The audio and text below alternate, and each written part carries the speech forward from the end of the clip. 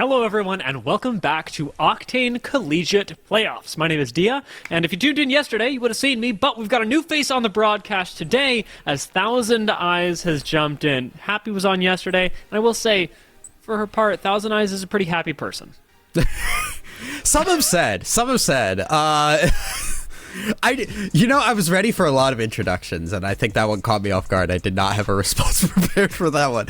But yeah, no, I'm glad to be here. Happy to be here, as some would say. And I very excited to see the matches that we have set up for us today, Dia. Yeah, so just for a little bit of context, for those of you who saw the bracket yesterday, playoffs do have a lot of stages to them. Today, we are in lower round 3, which you'll find all the way on the right side of your screens, if I've said that word correctly. Lower round 3 contains 10 of the teams that you saw yesterday from upper round 2 here on the main broadcast who have jumped down. And then, if any of you tuned into Zephyr stream, maybe caught a VOD, lower round 2 teams had their top 10 move on to today when the bottom 10 were eliminated. And today, Tessa, we will have the thrill of casting an elimination round, but also the curse of sending another 10 teams home before the the Thanksgiving break. Don't get ahead of yourself. Look, I already have people around me going like getting ready for Christmas. Like we gotta enjoy Thanksgiving while it's here. And hopefully 10 of our teams will enjoy Thanksgiving. 10 of our teams will hopefully enjoy it, but also not be back next time around as we get ready for our next phase here, which is going to be the semifinals, A and B, and then the top 10 teams from each of those will go on to our match point finals on December 7th. So big weekend coming up here in the early December weeks.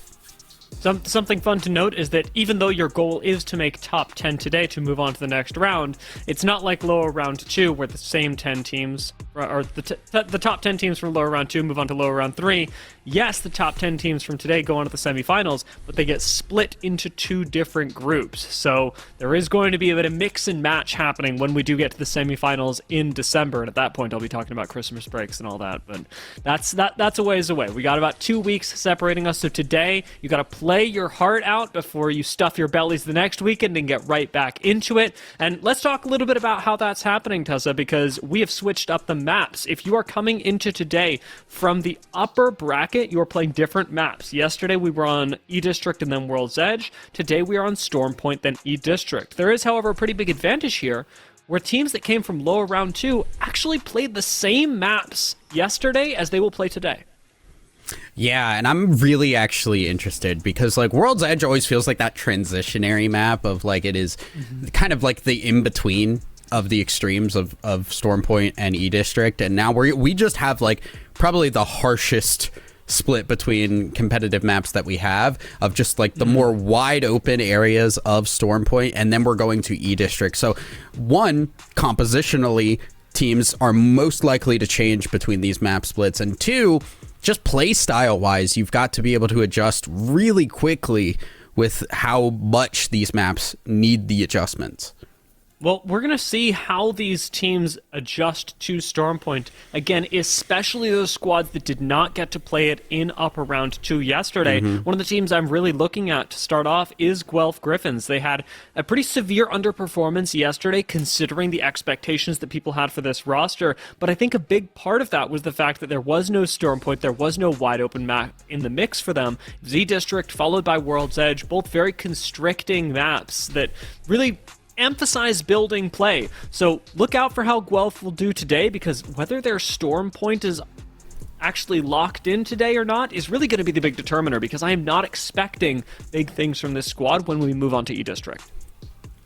Yeah, I mean, some teams are going to be a little bit stronger on one map or the other, and that, especially like when you talk about like, yeah, we're going to be on Stormpoint first, you got to come out the gate swinging, and not every team is capable of doing that. So maybe have to get a lot of practicing, get a lot of prep going into the day, and make sure you are warmed up and ready to go.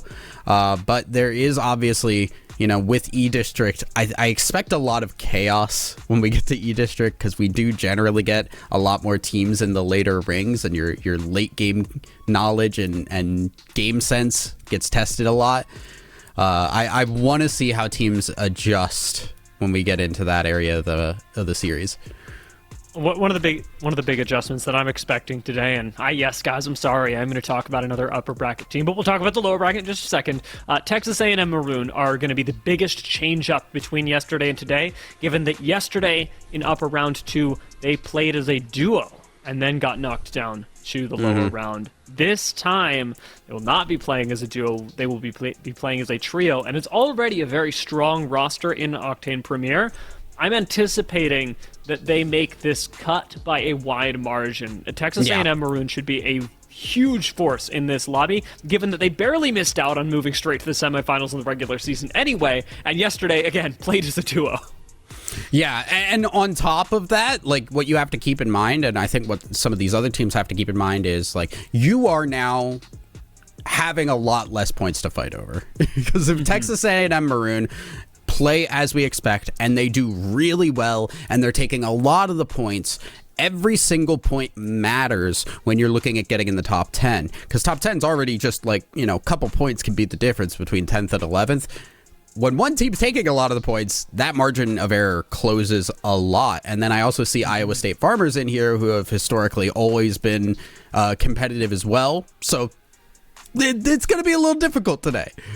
Yeah, I mean, one of the fun things about today, since these lobbies do tend to, like you say, have teams that gravitate a lot of points towards themselves, that accumulate a lot and gather a lot of momentum, it turns into some games where at the end, when we're at the end in games 5 and 6, you can make pretty huge turnarounds. And this is where I want to highlight some squads that performed really well yesterday. Illinois State Redbirds, despite not winning last game yesterday, had a 21-point game that jumped them up 11 spots in game 6 in order to make it here today. And by that same token, Utah State managed to win the last game, just sitting right above them, 17th and 18th on this graphic respectively. Utah State, winning the last game, also managed to push themselves into qualification for today. These were teams that clinched it at the last possible second in yesterday's games, and I'm very curious what today will look like, as the competition does take a step up.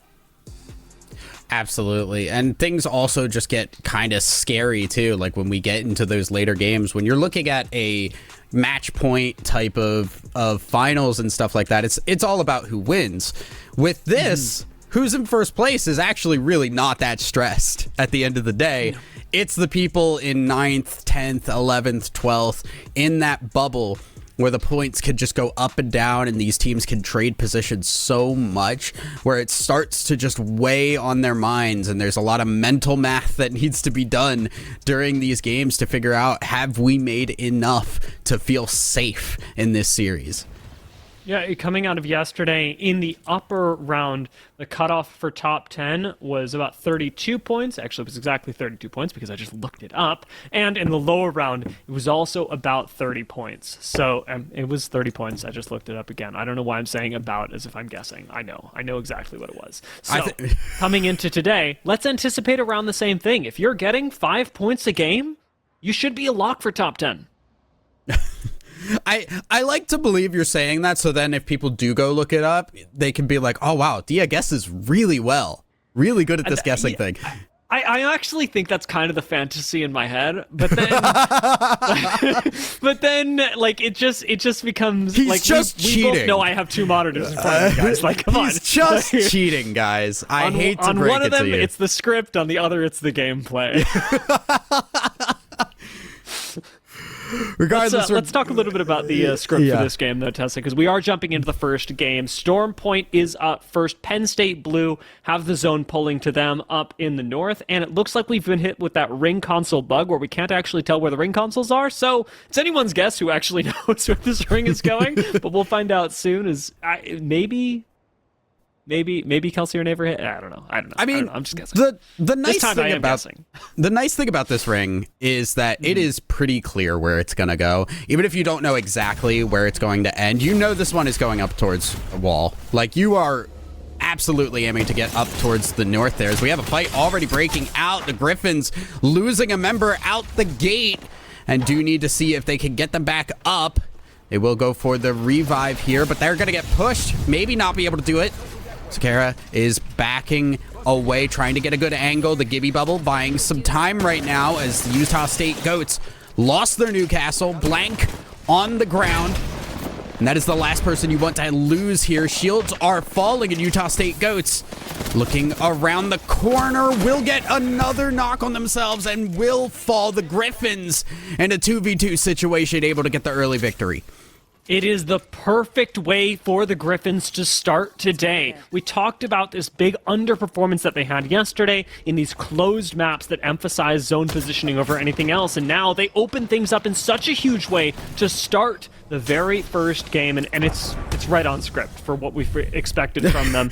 In future streams, is starting a fight, and he's back up on his feet. The chances they lose the fight are very low. You're really on this script thing, aren't you? You really want to push the script narrative today. Gamerhawks Navy, they are on the run at the moment as they are getting through Pylon, chased away. Luckily, they want to go north anyway. Hey, we found a ring console. We found at least one of them. Nice. Like I said it earlier, and then I saw a ring console on the map, and I'm doubting myself, guys. I don't know. But the one thing that I know for sure is the Gamerhawks Navy do have a ways to go because they started all the way down south, one of the furthest POIs possible from where the ring is going, where we know it is over at Wall. Penn State Blue, they do not have that problem. What they do appear to have is a lack of information. Penn State start at Wall, and we know there's no ring console at Wall. And more than that, even if there was a ring console at Wall, they couldn't get any use out of it. Yeah, they wouldn't be able to see anything from that. Also, a little bit struggling, at least on some attachments here. Yeah, I was going to say, they want to get a scope on that scout ASAP, and they will drop that to get a 2x4 here and look over towards Purdue, who are moving their way into Wall. And we can see Wall already starting to get populated pretty heavily by a lot of these teams that want to get these buildings fast. Nice pickup on the care package, gets you a little bit of Evo on top of whatever else Gerald would like to pick up, and I'm surprised that it's nothing right now. Chooses instead to run with an essentially naked Eva. The UCF Knights start moving a little further up towards the north, this being honestly a very far out of the way rotation. UCF Knights are locking themselves into an edge play style already.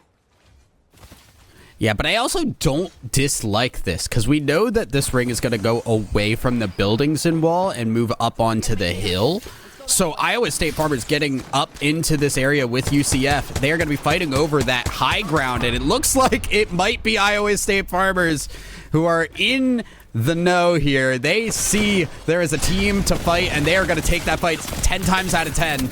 Group D gets another knock here. Just one member left to take down. And Iowa State Farmers feeling as strong as ever. Numbers advantage is good enough now that it's better to just rip the Valcult and get as far away as possible. A lot more blood being spilled on the south side of the map, though, as we've got a couple teams falling near Barometer, and Gamerhawks Navy, who were just moving through Pylon moments ago, are now gatekeeping other squads and helping escort Iowa State Red out of the lobby. We should maneuver to that area. Good heads up play to just make sure your back is covered. They know the breaking point there is to get into Jurassic, and they were ready to cover that as needed. Iowa State Farmers also going for the evac tower, and they're going to see, hey, we're not the only ones making this move.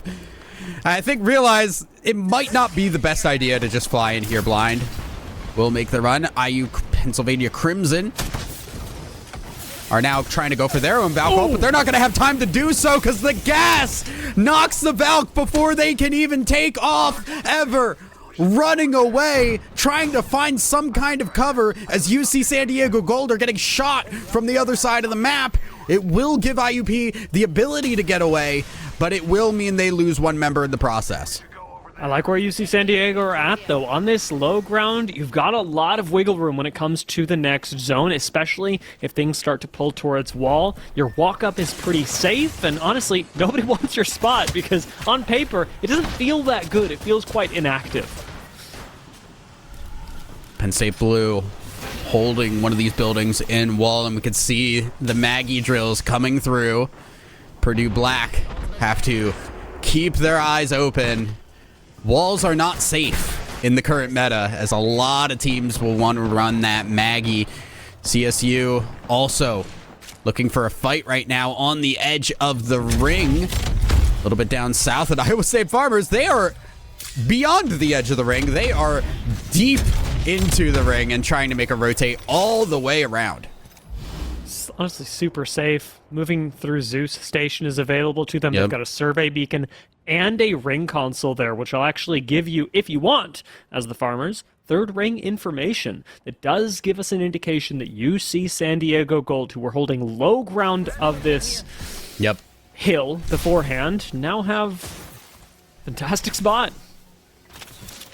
And that's about as expected there. When we saw that second ring come through, we knew that ring likely to go up towards the hill. And these teams that have locked themselves in the building, it's great positioning to hold for a bit, but eventually that is going to be a very rough rotate if they stay way too long. Iowa State Farmers, they are looking to avoid any and all possibility of being in that situation by going around the outside here. Georgia Tech Navy, they are one of those teams that's going to have to deal with that rotation. University of Hawaii, for their part, actually have one of the safer positions in wall, one of the spots, the buildings that will age better, and with a rampart, they'll be even more assisted in making this turn from good to great. UT Tyler playing around the edge as well will ultimately be involved in a low ground fight, and they're just watching this rotate that honestly is probably going to kill a full team. It looks like a duo right in front of them. UT Tyler know that. They've got the scouting on it, and we should see UT Tyler eliminating a squad shortly. All right, Team Black on the ropes at the moment. Nades and gas causing problems for them, and UC San Diego Gold feels strong enough to take that fight, but they do go 1-for-1 on this. Rumbly is the last one alive, has the Newcastle res, but does not decide to go for it just yet. Now trying to pull the teammate up. Will CJ Hop jumping up, does get the revive and jumps down, but importantly, the Valk is back on her feet, and Lucian is able to stay up and give UC San Diego Gold the win. Full Sail Armada currently sitting as a duo behind this rock. We saw UT Tyler walking up on them earlier. But UT Tyler arrive at the rock and don't really know where anyone is. Finally throwing out some Skynades, going fishing for Full Sail Armada, who are on white shields right now. It is not a great time to be Full Sail Armada. Oh no, and there's a knock. They know somebody's in there. They are waiting for their prey to leave. And I think they're just going to pick up this KP eventually. UT Tyler Esports not pressured in any way, shape, or form. However, the Griffins are under a lot of pressure. Future having to hit the heel inside the zone as Houston Red are the other team feeling pressure in the same spot. As Sir Garson will now move out, and that'll be Griffins trying to go for the reset here. Will they get the Gibby up in time? No. So that will be one member down, and now Garson's come back for the fight. Hip fire on the scout is enough, and Future needs to hit this med kit fast. Yet another clutch, yet another team eliminated. Houston Red, I respect that they went for it. I really liked Garson's rat plays yesterday, but this time they just don't work out. UT Tyler, by the way, have not given up the hunt. We still see them chasing down this duo on the low ground, but we have to remember, UC San Diego, previously a duo, may still have recovered, but are on the high ground, gatekeeping both these teams. Full Sail Armada going to try and take the gravity cannon up, but that is right into the arms of UCSD. Guys, wow, they really just kind of... Okay, you know what? Hello? It's like they just walked in the front door and nobody was there. Nobody was paying attention. You see San Diego Gold now are just gonna continue to look in this direction. They are gonna have to move slightly here and lose their little bit of low ground cover that they have, but they are still in prime position for where this ring is pulling. Having priority on the far side of zone, Full Sail Armada miraculously survived, and they're just watching Tyler try and move up behind them. Now with a little bit of high ground at a head peak, Full Sail Armada, even as a duo, could very easily eliminate a squad here. Guelph Griffins eliminated, as that was the ring. unfortunately It was just the ring. It was just the ring. Future just did not have enough heals to make it out, and that will be a Garçon then getting that kill. So a little bit of extra KP that you just look down and say, hey, I'll take that. That's free. So, That's free points. I don't actually think he gets the KP. Does he not? I don't think he does. I think you only get it if you're alive. Just as a real quick aside, I realize that this has literally never come up before, so I could be wrong, but I'll tell you who's really wrong. It's UT Tyler trying to land just raw with a Valkyrie. This is not going well, although it's a duo, so they turned that around somehow. That was way too close. Yeah, no, they just knew. They just knew. They were like, yeah, that's the duo. We can land on them and get away with that. That was, yeah, no, if that was a trio, that's unfortunately UT Tyler kind of getting a little lucky there. My question is, how are they not being third party? Like, UC San Diego Gold, we really praised their position, but they've been really inactive. When Full Sail Armada jumped in on top of them as a duo, they didn't send that. They haven't sent the subsequent fight that happened right on top of Full Sail Armada. UC San Diego, they've got a fantastic position, but with 13 squads left, you could still be wiped out by UCF or UT Tyler, and then this position would be nothing. I think mostly they're just scared of over-engaging on a team and that causing problems for them. They are playing very safe, like you said, and I understand why, but at the same time, you can go for some fights here. All of these teams are in the building area of the wall. You can see how many teams are just on top of each other here, like Texas A&M Maroon, who are moving outside, trying to make their rotate. Penn State Blue, trying is definitely the key word here for this rotate, because they only have one member left. Hammerhawks Navy making probably the safest play they can, are just jumping right on top of the solo. But importantly, with the Valkyrie, we're able to get out of wall. Ace somehow surviving for a lot longer than I thought. Penn State Blue are history either way. Could not make it out of that one, and we're down to 12 squads. UT Tyler Esports now in their prime position here. Just gonna poke at some of these teams that are deeper inside the ring, see if they can soften them up for their rotation that they're gonna have to make in 20 seconds. UT Tyler do have a problem though. Texas A&M are coming up from right underneath them. So at least one person looking in that direction. Now we'll take a look at Iowa State Farmers, who are trying to clear out their side of the map. That one not going nearly so well as Group D does fall.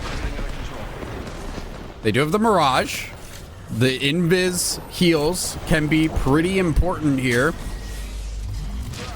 I do think it is kind of funny that Mirage is one of those characters where having a Phoenix kit is just really useful, like more so than other legends.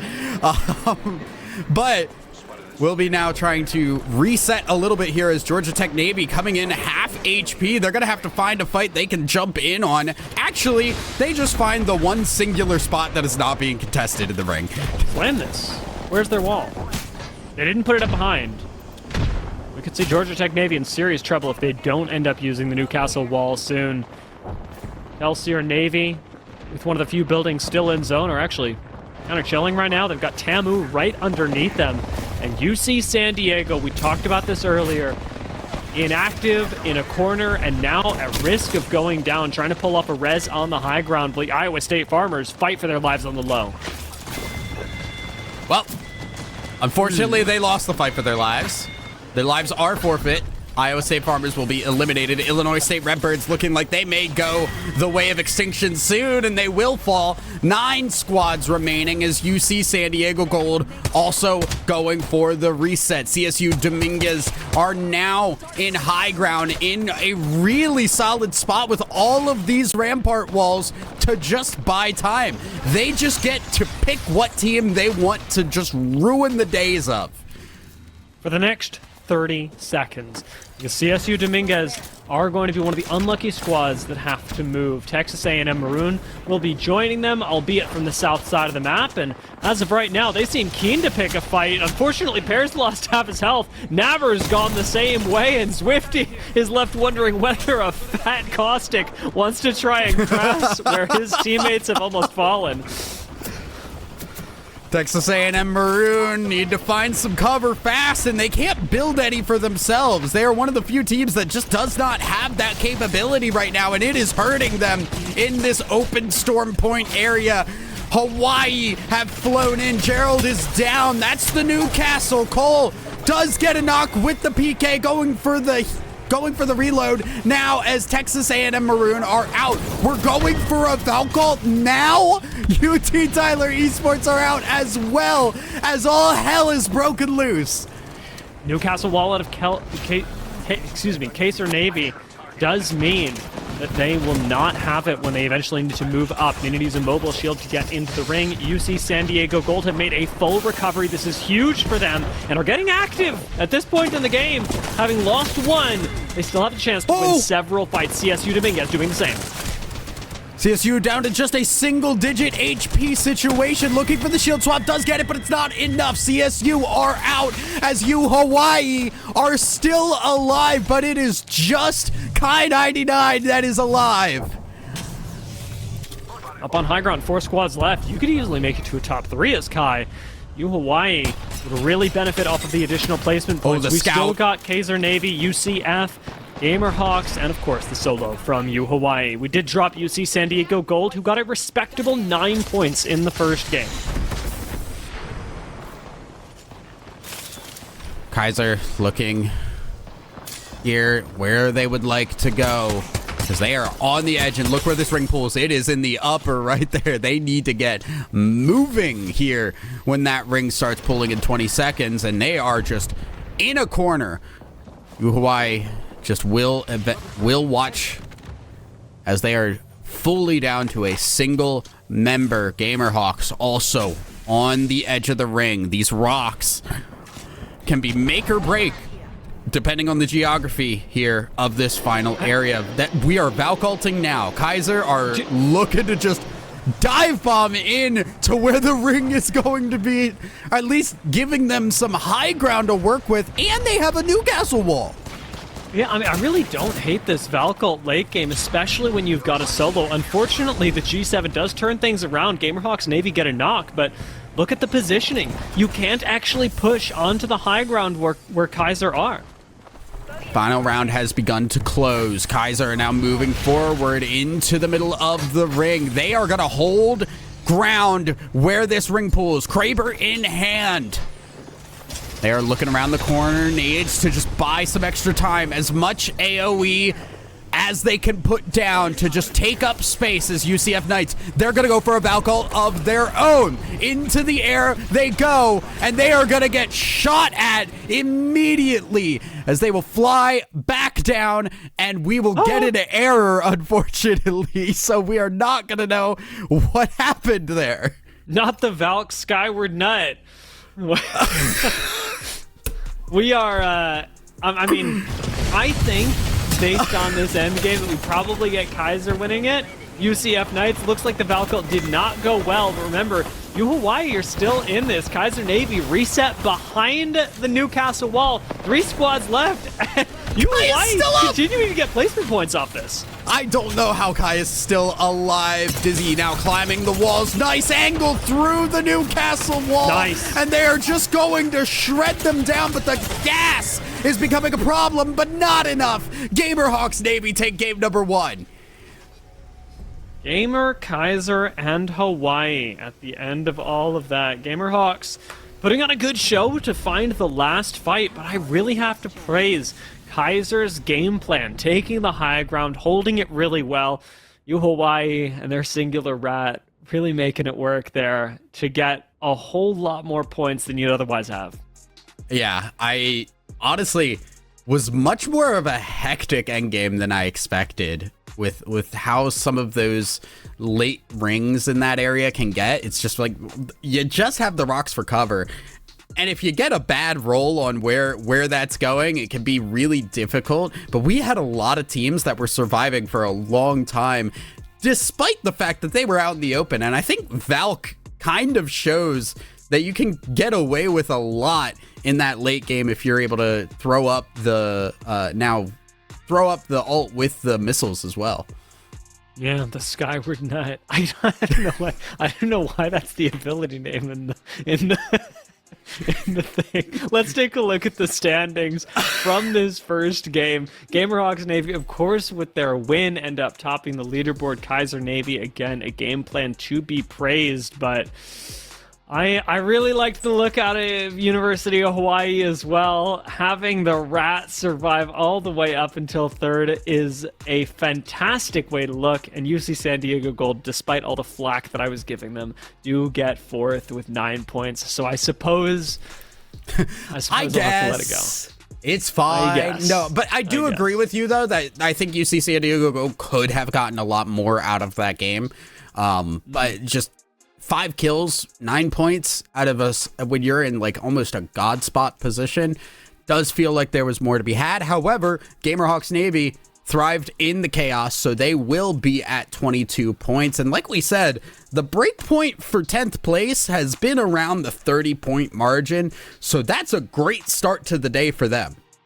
Yeah, really fantastic. And hey, let's talk about Gamerhawks for a second here, because Stormpoint, as we said, is going to bring really different play styles to light. But Gamerhawks were one of 3 teams with arguably the worst position on the ring. With them, Houston Red, who land at Echo HQ, and CSU Dominguez Hills, who land at Devastated Coast. Gamerhawks Navy land at Coastal Camp, and they ended up winning a wall zone, which is, when you just think about the journey that you have to take to get there, through all the teams that were set up in Wall, through all the teams that we saw taking priority on Zeus Station and Lightning Rod rotates, through the squads like QT Tyler that we saw rotating through the low ground and over by Checkpoint, you had to get through a lot as Gamerhawks Navy and get some really good Valkults on top of it in order to make your way to the very northernmost tip of the map.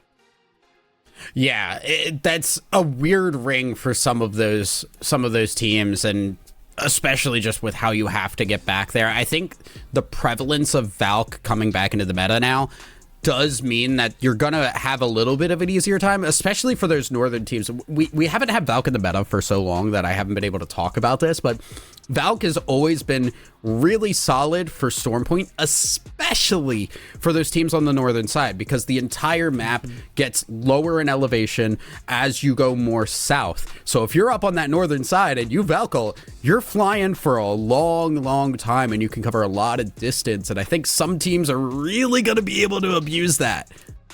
Yeah, I mean, Kaiser Navy, actually, one of those squads ended up getting second, but if you're moving out of Command Center with a Valcult, it's arguably the best height to cooldown ratio that you're going to get, especially if you move out of the top side. Lightning Rod going south is also a really good spot to just Valcult from, and you could just stay in the air for a long time.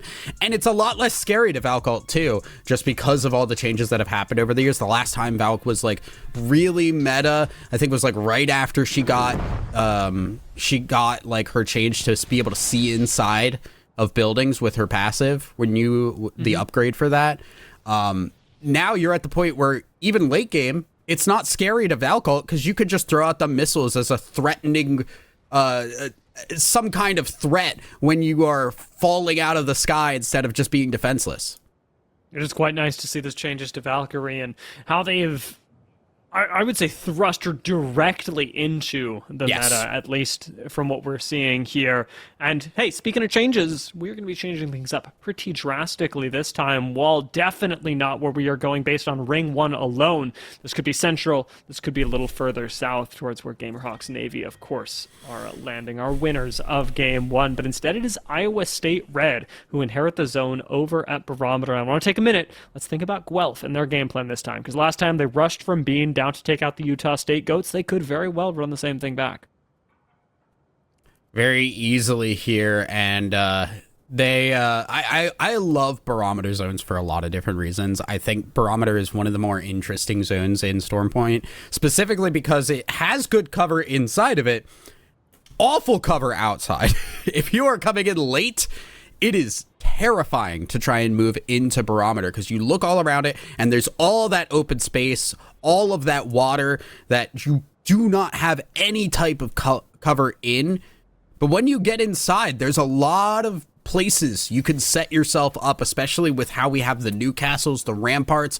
And the thing is, with all of the Valks, like we've talked about, that rotation gets a little bit less scary. So we could see another map where we have a lot of people in the late game. Got a live one out there. IU Pennsylvania, once again going to be a duo. I know they're waiting for a third today and may very well receive it eventually, but it is a little unfortunate. They are playing their second game as a duo. We saw that bite quite a few teams in the upper bracket yesterday. I do real quick want to say that the GOATs, Utah State, Iowa State Redbirds, Gamerhawks, Navy, all are teams who are landing basically right next to Barometer or inside it, who also have a ring console. So we should be seeing at least those 5 teams place around the top 5. Won't be disappointed if they don't all make it there, but at least 3 of them should. IUP seeing, I think they would like to ideally get out of this situation, but they've been thrust even further. And as the Maggie Ball does not let them escape, nades everywhere, thermites blocking their exit, and Penn State Blue, they are on the prowl.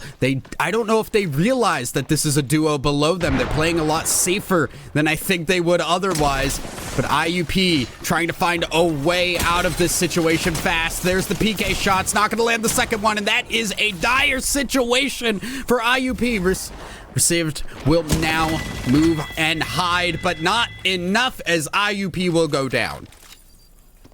Unfortunate for them, and both Pennsylvania universities at each other's throats, but we always knew that the duo was at a pretty severe disadvantage there, and falling over at Wall, it is so far up north that no one even hears them go down. Yeah. Houston Red, however, moving down towards Echo HQ themselves.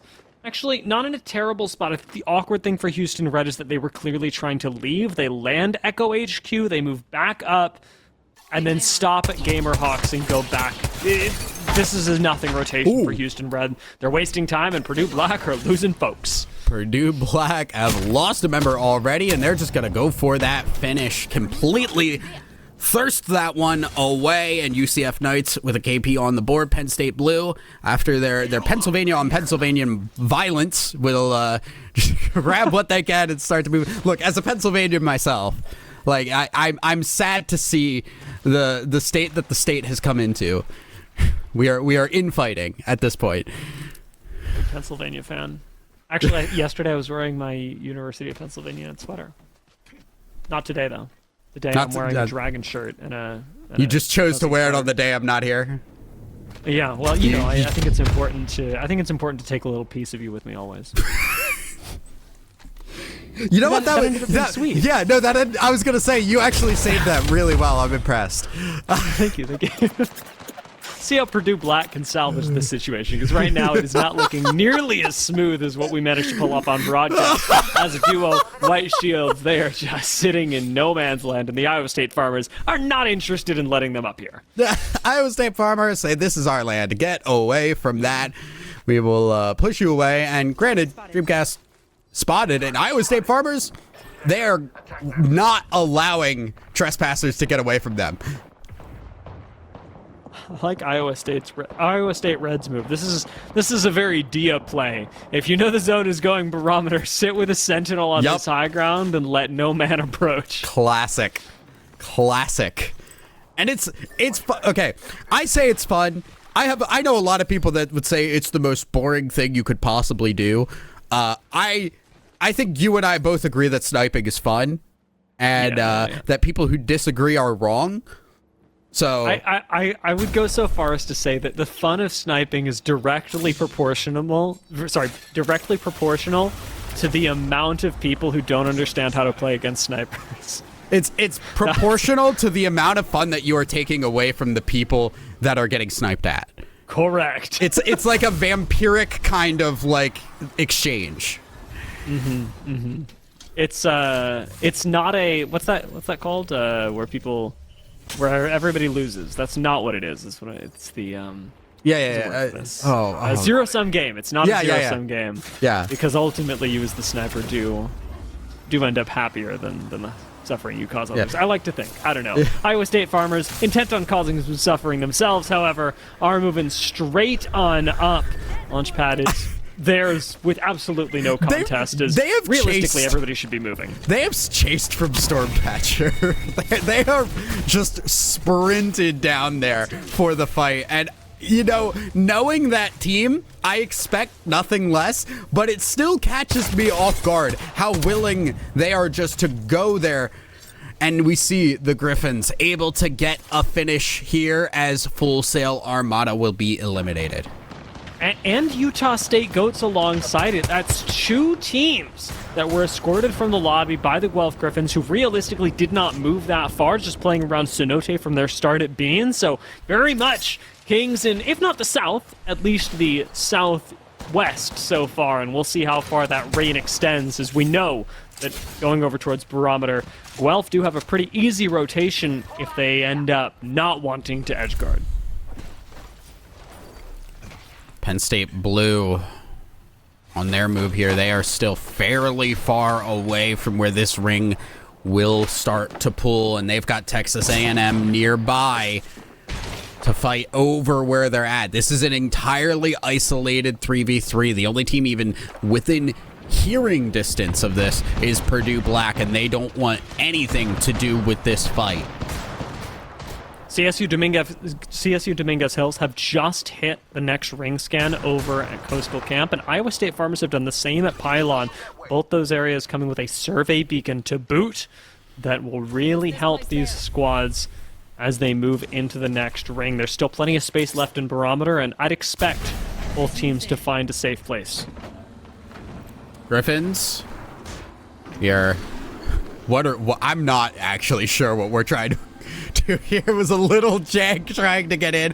They do get into Barometer here. One of these teams that is not running the Valk. Actually, nice move there as they do get the Trident up top, and I think realize, hey, we're maybe bringing a little bit too much attention to ourselves. Nobody else is driving a car up here. Kaiser Navy attract a little bit of attention as well. This is on low ground right underneath Iowa State Red's Kingdom up on height. Texas A&M with a bit of a lackluster first game looked to bring things back by again playing around the edge and echoing the play style that brought them so much success and has brought them so much of it in seasons past. However, it has been denied to them yesterday as a duo, and it was denied to them in game number 1 with an awkward rotation out of wall. They didn't quite have the game plan to get this one together, and this time they may still be cut short yet again by Iowa State Farmers, who are edge guarding. Iowa State Farmers, as aggressive as ever. Kamal, the singular Mirage player that I know in any kind of comps scenario, I think. I love watching this because it's the only time I ever get to see like somebody who's really just knowledgeable about this character, and it does make me appreciate Mirage a lot more. I remember when we had Challenger Circuit and Audie was just playing Herma Mirage, and then he made Pro League, and the man changed. Now Pro League he's changes trying to people. flex, now he's trying to win. I know. Pro League, it does. That's why we're here. That's why we're here in Collegiate, where, I mean, I guess everybody is still also trying to win, but we also have some signature picks, like We're the Collegiate Mirage, where no who one is a tries lot to less win. grief than he was in seasons past.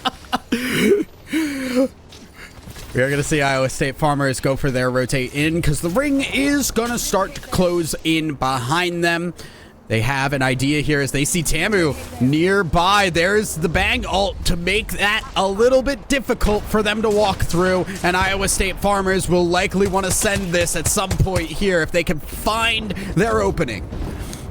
No damage off the Rolling Thunder. Texas A&M actually sheltering in place from that. Naber does take a lot of damage, but even so, Zwifty holds the angle correctly, and we're not seeing a whole lot of confidence out of Iowa State, knowing that the competition is dialed up in this lobby. Responding bang ult out of pair to buy them a little bit of space. Texas A&M may very well try and just pass this choke point, but I think both these teams have to take the fight. There's really no way around it. It's either do it now or do it when Iowa State are at your backs. Yeah, I think neither team really wants to take this fight ideally, but they're just going to have to because the space they have to occupy is right on top of each other. Texas A&M are now going to make the move. The Mozambiques not really hitting the way they need to, and Napper goes down. Texas A&M Maroon. Oh, no shields, no HP pairs, just hip firing with the 30-30, and that's not going to be enough. Iowa State Farmers with the clean 3v3. Iowa State really looking good in that fight. They absorbed so much pressure, not just cooldowns like the Bangle, but also literal bullets in mags by backing up instead, by playing their corners and then swinging together when they had an advantage. It wins them the north side of this ring, and now the rotation in is the next challenge for the Iowa State Farmers, who should be moving, ballooning directly into Georgia Tech Navy in the surrounding area. Moving in now is Iowa State Farmers. While most teams, I would be concerned about them late rotating in, especially without the Valk in this scenario, Iowa State Farmers have so much experience with this that I'm like less worried. I am a little worried about Penn State Blue though, because that Bojack bow is hitting them hard on the top of the head. You've got an ultra. You could drop for this. I would go so far as to say you should drop for this. Kaiser Cleaning up a are little right bit of by. KP really matters. We'll see what Kaiser are able to do. Like you say, they are certainly cooking out here with the caustic gas that's thrown out. And in a pretty safe space, Kaiser Navy could easily find themselves in a top position once again, fishing to clean up a little bit of KP. Ooh. You do have to be careful about being shot from above, but for some reason that just doesn't seem to be a concern of anyone's. Virus. In we Ooh. slide.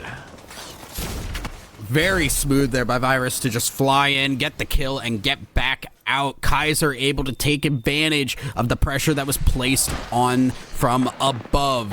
So Kaiser with a little bit of extra points, and they are right where the ring is pulling, so they don't even need to worry about trying to move out of this building. CSU Dominguez Hills, who had the early zone scan on ring 3, now in a bit of trouble as they are faltering for cover towards the south side of the ring. Guelph Griffins, their next door neighbors, but very focused on keeping other squads south side of Barometer in the dark. CSU Dominguez Hills struggling for the rotate. We're going to try and stick a res right now. And I think they get it, but I'm not sure how much this sticks. Goose is able to get that off, which does give the full regen there, and now with the shields regenning as well, does seem like the reset will come through entirely. Griffins looking for their movement here because they've got 20 seconds. They're actually looking to gatekeep as they see Houston Red, and Houston Red, they don't need to see to know that there is bullets coming their way. Griffins looking to take the angle on the outside, nades to put them in a really rough spot now, jumping up out of the cover into the ring, and that is a terrible position for Houston Red. How is Garcon alive, moving I have into no the ring, idea. having taken that much damage? Houston Red, technically alive for now, to throw out the Maggie Ball for ease of rotate later on, having lost only one to Guelph. Actually kind of a victory, given how bad it looked. That should have been a wipe at that point there. Kaiser Navy now looking to get a wipe of their own.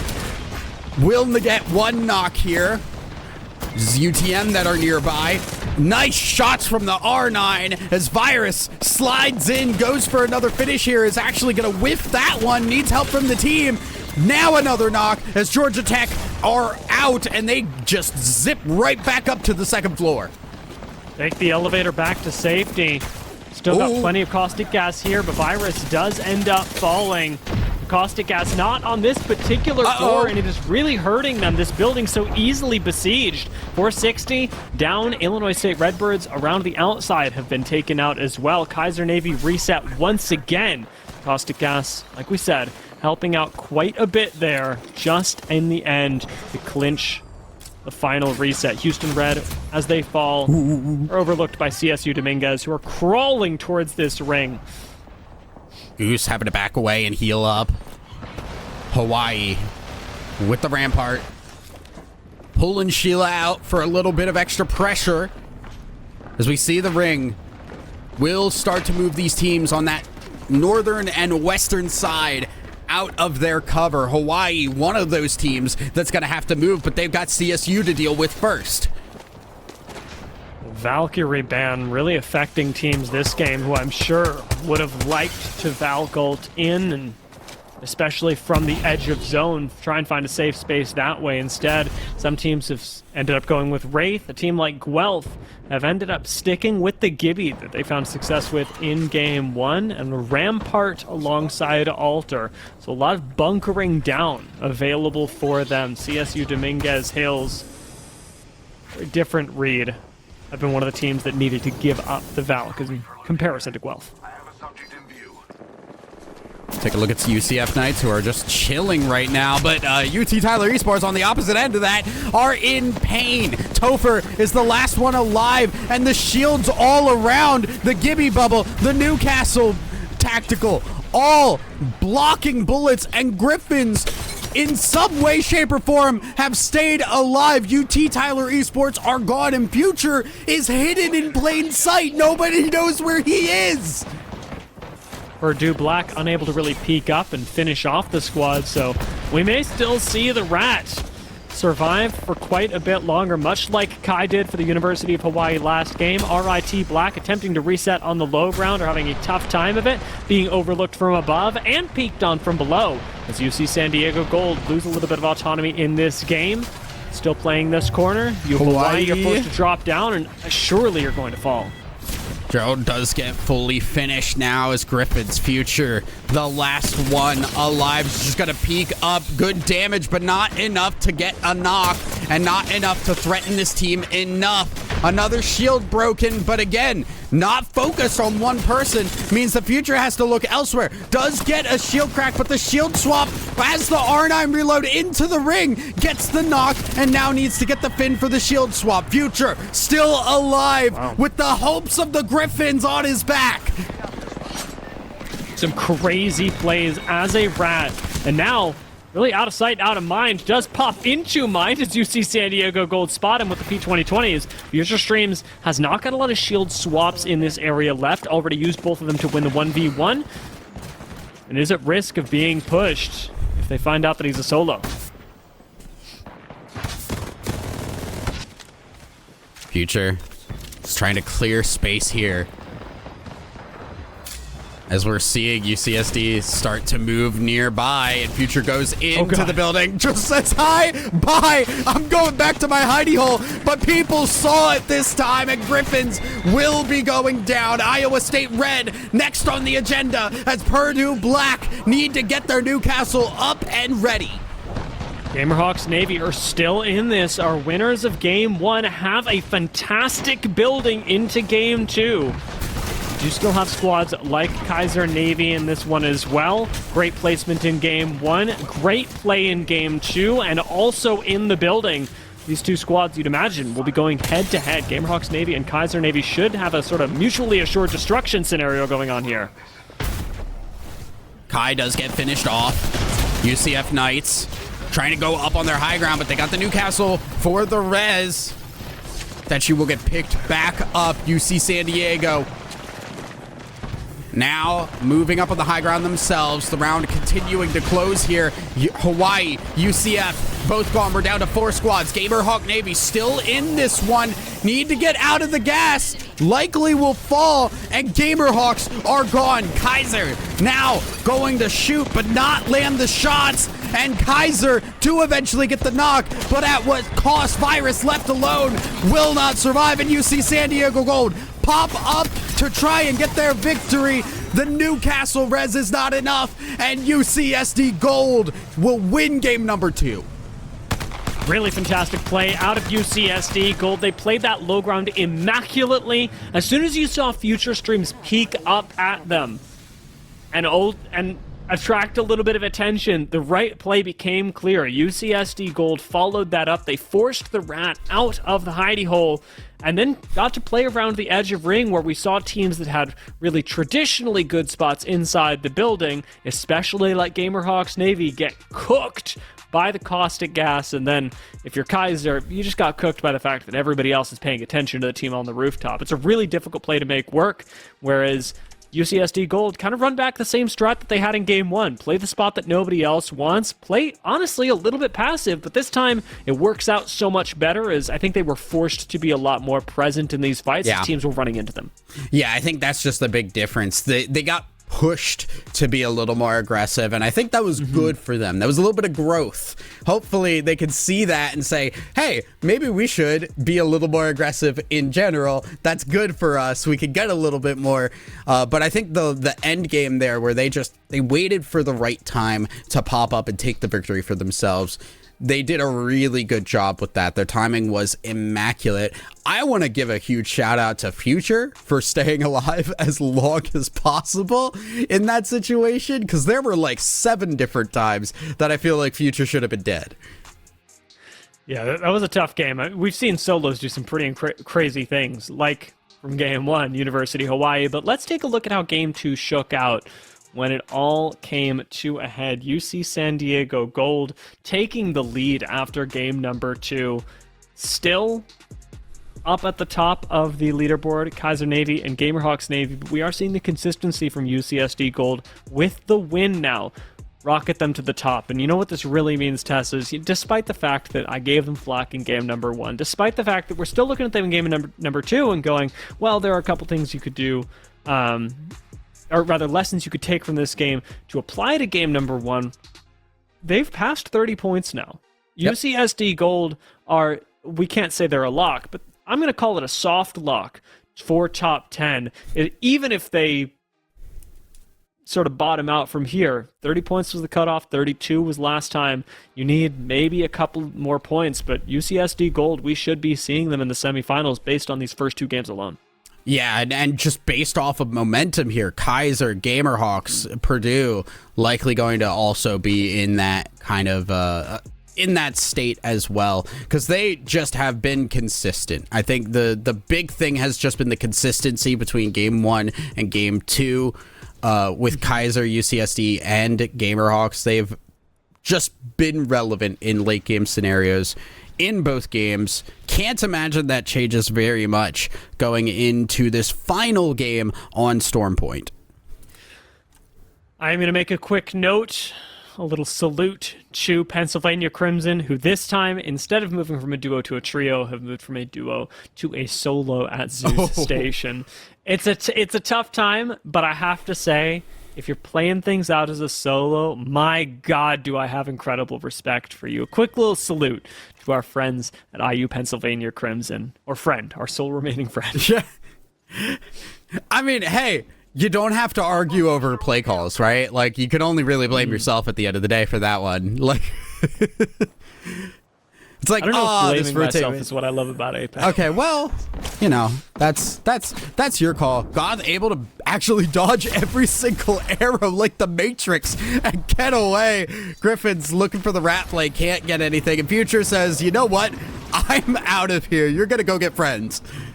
I'm surprised you didn't catch one and throw it back, you know?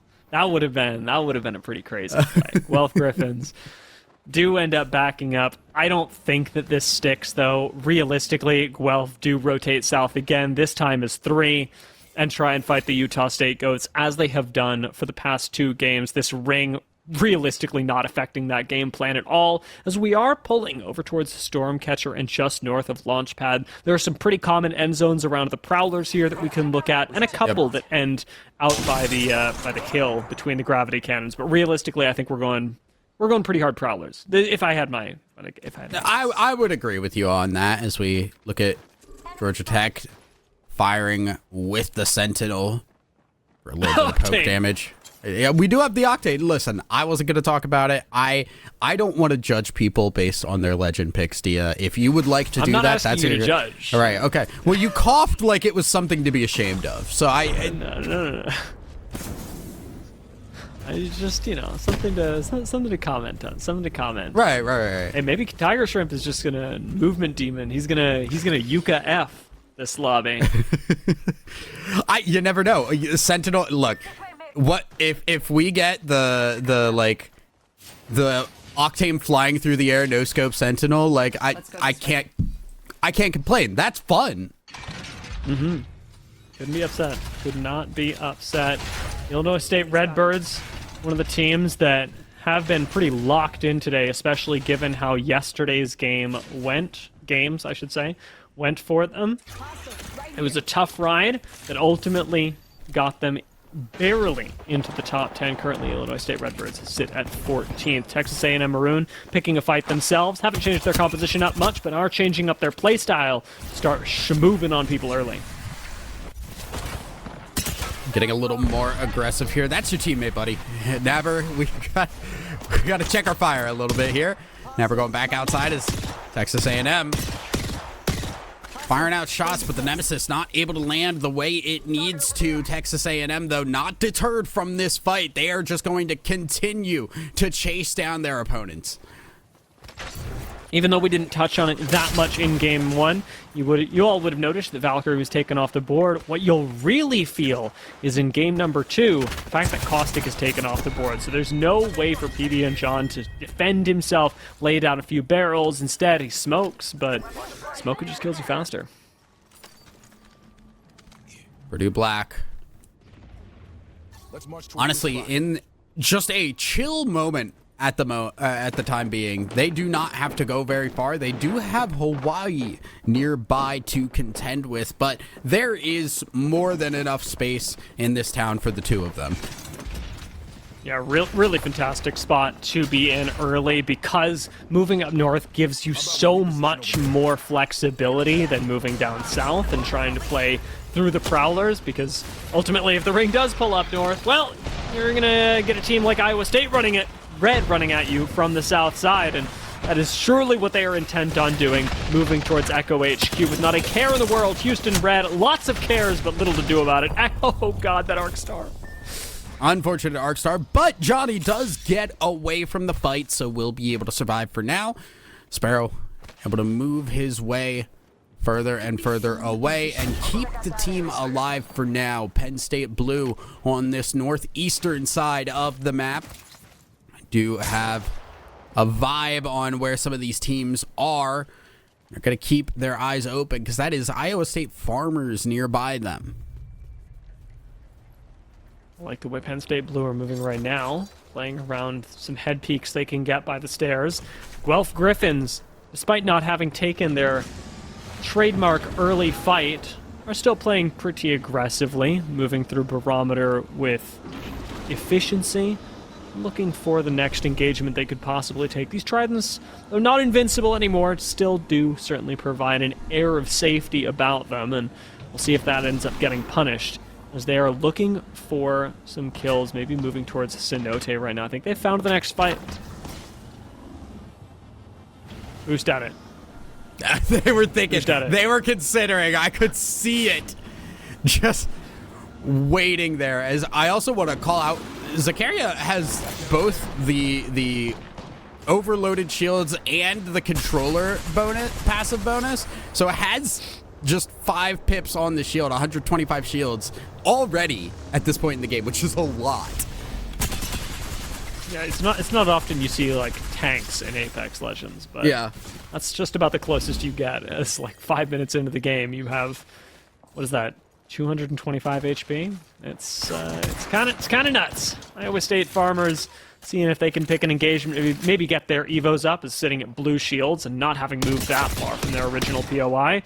They just don't have that much in the way of certainty around the end game, but what they do have is an incredible amount of confidence when it comes to the mid game. Iowa State Farmers always been a really good fighting team, and despite the fact that they are currently in the lower bracket after what was a pretty good group stage in the regular season, they're looking to make a comeback here. Iowa State Farmers playing as they always do on the edge. Penn State Blue trying to get themselves in a better spot. IUP, unfortunately, we do say goodbye to Ever, as our solo will go down. Penn State Blue seeing the shots in the distance, not able to land them. So we take a look at Texas A&M Maroon, who are in the middle of an engagement over here in Cedo Station.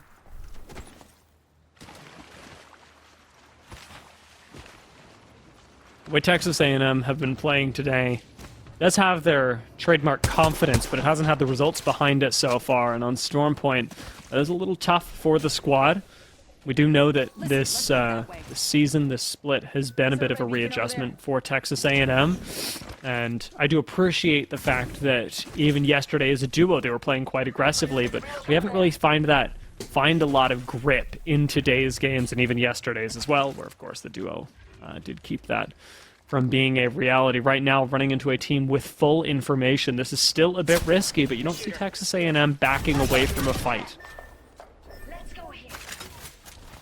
And I wouldn't expect them to either, as UCSD, our top team in the lobby right now, setting up for a fight against TAMU themselves. TAMU setting up a Wraith portal for their rotate, because I think they want to avoid this if they possibly can, and they will Wraith port their way over to the east here and try to get a little bit more into the ring before they try and go for a fight.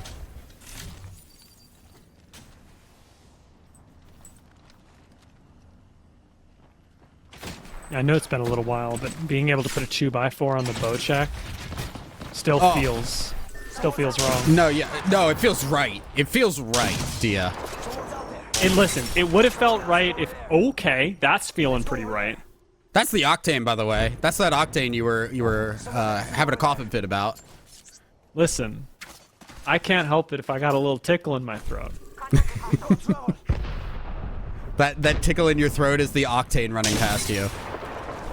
And the bullet hitting your throat, too, because Tiger Shrimp is not missing these shots. And they're just going to full send on this, actually. Tiger Shrimp with the R9 in hand, too. Greg Morris has high ground, but R9 not quite hitting. Still drops down to the low ground and helps escort FaZe it on down to the ground. It does look like an escape is being had. But Georgia Tech Navy get what they came for. A little bit of KP and still plenty more that they can grab later off the UCF Knights or any other roster unlucky enough to run into the Octane.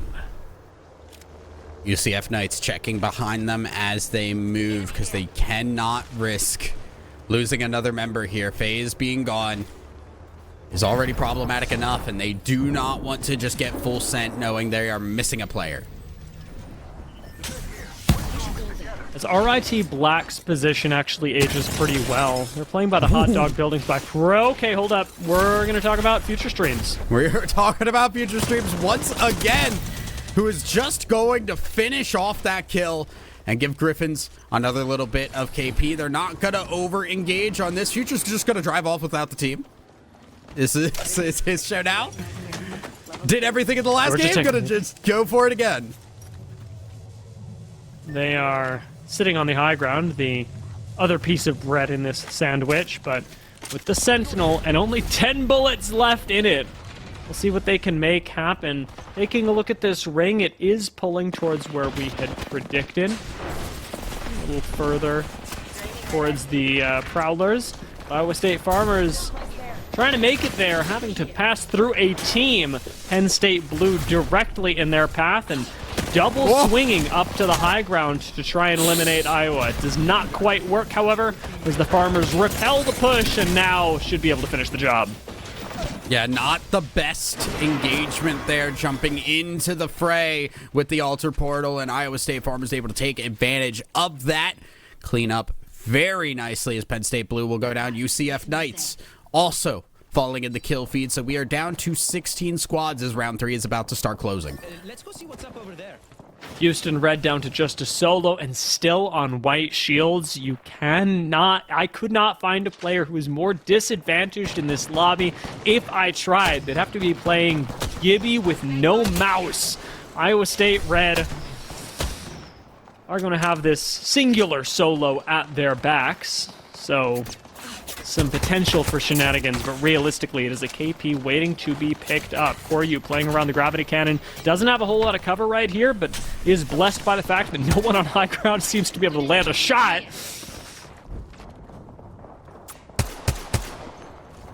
Griffins looking down below as we are starting to lose more and more teams. RIT Black fall now, as we are in another awkward situation with this ring. There's very little cover to play here, and when you are looking down below, if you get sent by a team behind you, you've got nothing to work with here. Iowa State Red in a little bit less of a problem because they are at the top of the ladder right now, as teams are going to have to make their way up towards them, but they are losing ground fast. Rampart meets Sheila. This is a tough way to lose all of your cover, but it seems to have stabilized Iowa State Red's position, at least for the moment. However, as we move up further north, away from the Prowlers and towards Stormcatcher, teams like Gamerhawks Navy will not be joining us, but we saw some really early rotations up here by teams like CSU Dominguez and Georgia Tech Navy, who have been holding around the outside and may very well be going down soon. Georgia Tech Navy do lose Flip. Tiger Shrimp able to get that finish, and Tamu go down. Tiger Shrimp gets the shield swap, but can't take a break just yet as Blank shows up to knock down the Octane, and Regamores is the last one alive for the team. Griffins have shown up as well. Georgia Tech Navy finally go down, and Utah State Goats are moving their way up the hill next. Guelph's position super powerful from up on the high ground, and the Goats really don't have an answer to this. Not a whole lot of firepower left on the squad. Iowa State Farmers approaching from the northeast are trying something a little bit different. Just sweeping up squad after squad. Group D does go low. Does Group D get away? No, he does not. Runs into another player. Group D will fall, as we see Group D eventually get another bit of KP thanks to some help from the UT Tyler Esports. But now UT Tyler Esports are going to finish off Revexen as well. CSU Dominguez Hills playing the duo. A little unfortunate given that they could have made it pretty darn far, but what's really standing out here is UC San Diego Gold and Kaiser Navy both still in this. With Gamerhawks having fallen, these two teams can really blow up the lead between them and the rest of the lobby, where unfortunately Houston Red will be relegated. Utah State Goats rotation, and actually not crazy bad. It's just the zone. The send is terrible. What are we doing? CSU Dominguez Hills surely die here. Griffins. What are we doing? Wow. Illinois State Redbirds find a little bit of cover here as Judge is the last one remaining. Hawaii also trying to find their own cover here, but with the Rampart, they've got a little bit extra to work with. As Iowa State managed to actually get a respawn. There is some nice holding of this building they can do, but reminder that with Caustic not a part of this lobby at all, holding any space is that much more difficult. We are still seeing a couple Newcastles picked up, but for teams like Iowa State Farmers, you don't really have that same ability. Instead, they are going on a hunt for rats, and boy, do they find them. The Illinois State Redbirds are taken down. 7 squads left. Iowa State Farmers keep moving on up the leaderboard. Iowa State now moving in. Sheila and the Maggie Ball at the same time, shooting fish in a barrel, and they just wiped the floor with Kaiser Navy. That was just AoE madness. That's one way to take out a top 2 team, is throw every possible ultimate you have at them and cook them alive. Guelph Griffins maybe stepping up to the plate here as they have made their way inside Stormcatcher. The problem is now they've got to make their way out and have to do so without the help of Zachariah. Ultimate around the outside, maybe giving Plum Toaster the chance to stick this res, but it's too big cooldowns invested. No bubble, no ult, and Purdue Black wait on the outside of Stormcatcher for a team that is now cooldownless. Purdue Black going to play off of this high ground for now, but the ring is going to continue to close and push them right up to the edge. Iowa State Farmers nearby. What good shots from the scout, but unfortunately can't stay on the high ground, and it will make Kamal have to back out and heal. I don't know bank smoke for this, but Kamal has just spotted that there is a team with technical sight lines onto them. The tree providing a little bit of extra cover. This is University of Hawaii that sit up on the high ground. Not a bad spot for them, especially if they can coexist with Iowa State Farmers around the outside of this wall. But Iowa State have a great position, whereas Purdue Black and Guelph, Iowa State Red, that is like the league of suffering out in this corner. Iowa State Red to get their suffering ended temporarily.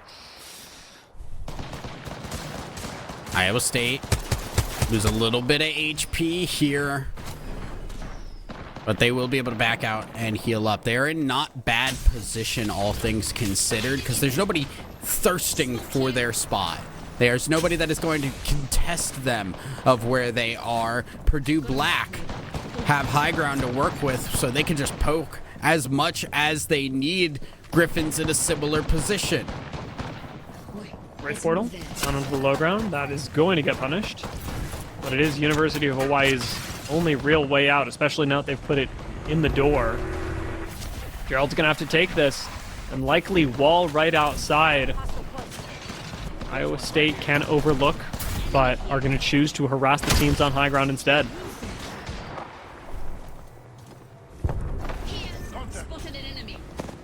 Griffins looking for the sky nades now as the Farmers gonna have to back away to give some space. Kamal looking down to see a little bit of Rampart shields, a little bit of Gibby domes, and the Griffins now in the middle of a fight here. We're just gonna go in on that with the altar portal. Look up above, because that's where the Farmers are, but they're getting sent from a bunch of different places. Future grabs the shield swap. Hawaii are gone. Purdue Black are gone. It's just the Farmers and one team, and Iowa State Farmers just walk forward for the kill. Fantastic play from Iowa State. I mean, they really understood the win condition. It was keep teams away from them. The only real two squads that could have contested Farmers' position and ultimately win was going to be University of Hawaii, who Wraith portaled down to the low ground, and Guelph, who Iowa State forced to use the bubble really early on in a spot that was just a little too far away from them. You did see Iowa State Farmers immediately committing to keep Guelph away from the southern side of the high ground that they had. Guelph had no choice but to move down onto the low ground. It was great end game understanding from the Iowa State Farmers, but what really separates this game for the Iowa State Farmers is the kills that they were able to get along the way in the mid game. This round alone should be enough to put them easily, comfortably into the top 10, given that they got a win and all of the kills on the way. And top 10 is really where we want to be today. Now it's not a matter of whether they move on, it's a matter of how far they can go. Exactly, yeah. Iowa State Farmers are kind of one of those teams where they have their game and they pop off very heavily, as we could take a look at the standings to see exactly where they ended up. And they are in third place now, and they are right behind first place. They are 3 points away off of that single game. You give Iowa State Farmers 2 games like that, and they will run away with a series. UCSD Gold still up on top. The Griffins in second place, but we gotta start looking now at the 9, 10, 11, 12 area, where we have UCF Knights and CSU Dominguez Hills. Over the bubble at the moment, UT Tyler Esports and Texas A&M Maroon in 11th and 12th. And Tamu's not one that we thought would be there. No, I mean, especially coming into today as a trio. One of the things that you can look at as a team that is on the lower half of the leaderboard right now is the fact that we are about to experience a map change, especially for the Illinois State Redbirds, who had their big win just yesterday. Their big point game yesterday, 21 points on E-District. There is still definitely a chance, if you are bottom 10, to make this up in the next 3 games when playstyles will shift drastically. But, I mean, there's a reason why we're celebrating all of the winners so far, because if you are finding yourself above that 30-32 point mark, you are feeling so much more comfortable. It does look like our points threshold for top 10 will be a little bit tighter today, but all that is going to be determined on E-District when we get back from a real quick break.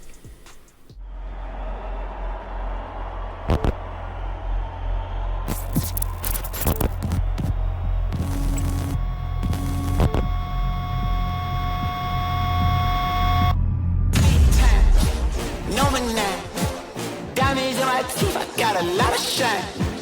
Running up the number, that's a lot of crime. Try to take it from me, must be out your mind. Big time.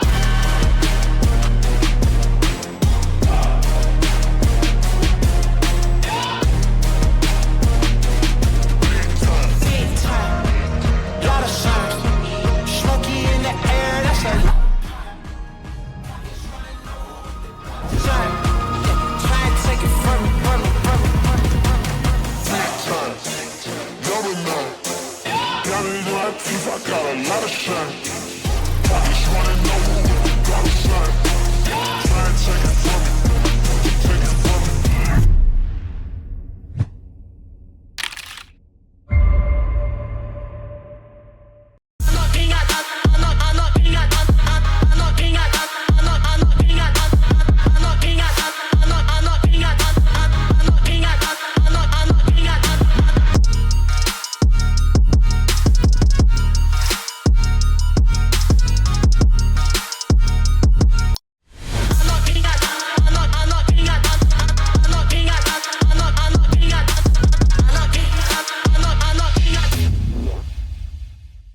Welcome back, everyone, to lower round 3 of the Octane Collegiate Playoffs. We have just had our first 3 games, and right now, UC San Diego Gold lead the pack. Guelph Griffins behind them, and the Iowa State Farmers, off of a killer Game 3 win, are coming up in third. But the race is not for the top, as much as we're going to be talking about that. The race is to be in top 10, where CSU Dominguez Hills currently make the cutoff with 12 points. You'll notice, Tessa, it's not a whole lot of points. That's easily overcomable for the teams that would sure like to make it into the semifinals as we take our next 3 games on E-District. I'm just saying, IUP, it's a single person. They just need one win. And they're in that top 10 area, right? Like, we just got to lock in for one game. Like, And they've got a ring console, so... Yeah, and they got a ring console. Granted, they have one person, so you better hope you got the right player, or you got the right legend for that. And unfortunately, I think CSU Dominguez Hills know exactly what is happening because they are looking to go in on this. Yeah, I mean, you don't give up one free KP, one free point for nothing. So the chase for IU Pennsylvania Crimson does begin here, but the real story is going to be told in the southwestern side of this map, where Iowa State Farmers, Purdue Black, and UT Tyler all have some pretty nice priority on the ring. You'll notice that Iowa State Farmers and Purdue Black actually have a little bit of advanced info on this. Texas A&M Maroon going to join them with some ring console information. Ever, unfortunately, found out. Yep. Will be on the run now. Drop the smoke for a little bit of extra cover, but it is not going to do a whole lot here because I think we are playing cat and mouse, and the mouse is not on the positive end of this. Nade just for a little bit of extra puffing the chest up. Oh, not a good nade. I want to break free. I want to break free. UC San Diego Gold pick up the kill. Team in top 3, first place, I think. I literally just talked about this. Yeah, team in first place collects the extra KP. I need y'all to know that Dia was talking about this song before we went live, so I need to ask how long you've been waiting to just drop that. It's not so much of a wait. It's like there's been a demon in my mind the whole time, and it isn't present. Like I'm not thinking about it. It's waiting to suddenly strike at the right time. Yeah. Suddenly something in your head just goes like, remember that thing we talked about like an hour ago? Like it's back in full force, and it has to leave my mouth. This is like Queen's Execute Order 66.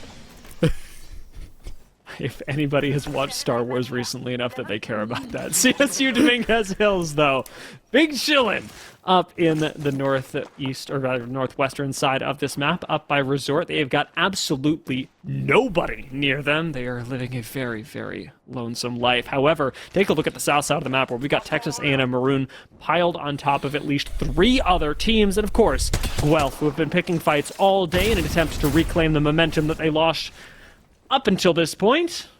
They're certainly looking a lot better on Storm Point. I did have my doubts about them on E-District, though.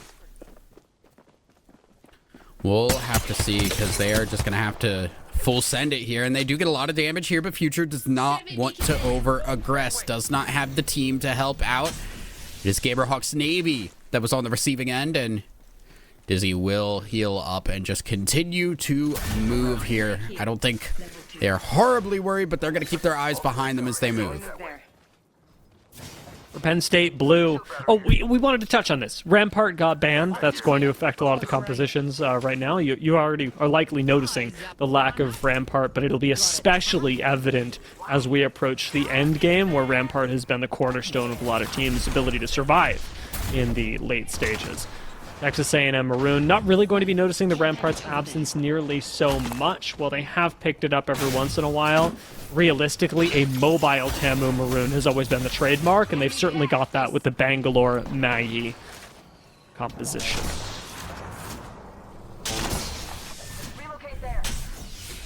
Texas A&M have had a rough day of it today, at least compared to what we expected from this team, and now they are moving themselves up a little bit north to try and find a good cover. They need to get shields more than anything, because they have not been able to get an Evo cache, and it is noticeable in their HP bars. Shield battery here. As of right now, journey through the center of the map may very well give them that chance. UT Tyler positioning for a fight. A lot of teams are looking for engagements, even though on E-District, a map that really rewards being able to get into zone, bunker down in a building, Kaiser Navy unfortunately not going to make it, as those teams that have managed to reach this point, who are not in the top 10, are really quite thirsty for the kills, and Kaiser Navy unfortunately feel that quicker than most other teams.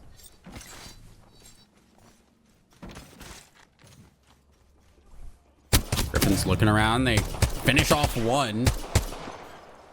They are just going to watch the team run away from them. And I think, as expected, it's a little bit slower in E-District than it has been throughout all of Storm Point. That is going to be a trademark of the map in general. I am surprised to see teams still actually running Sparrow here. I don't think that Sparrow is a bad pick by any means, but the fact that Mist has fallen leaves Gamerhawks Navy in a bit of a tough spot, and at least when you are trying to get Sparrow back into the game, a lot of the value that they get on Storm Point of being able to scout out who is where around the edge of the map and ultimately finish off fights really quickly does kind of get lost unless you're taking the triple arrow for the late game presence of Sparrow, where honestly you're better off with grenades, in my opinion. UCF Knights have the Crypto hitting the shield back currently. Peeking around, seeing the Watson fences, and then dropping back down.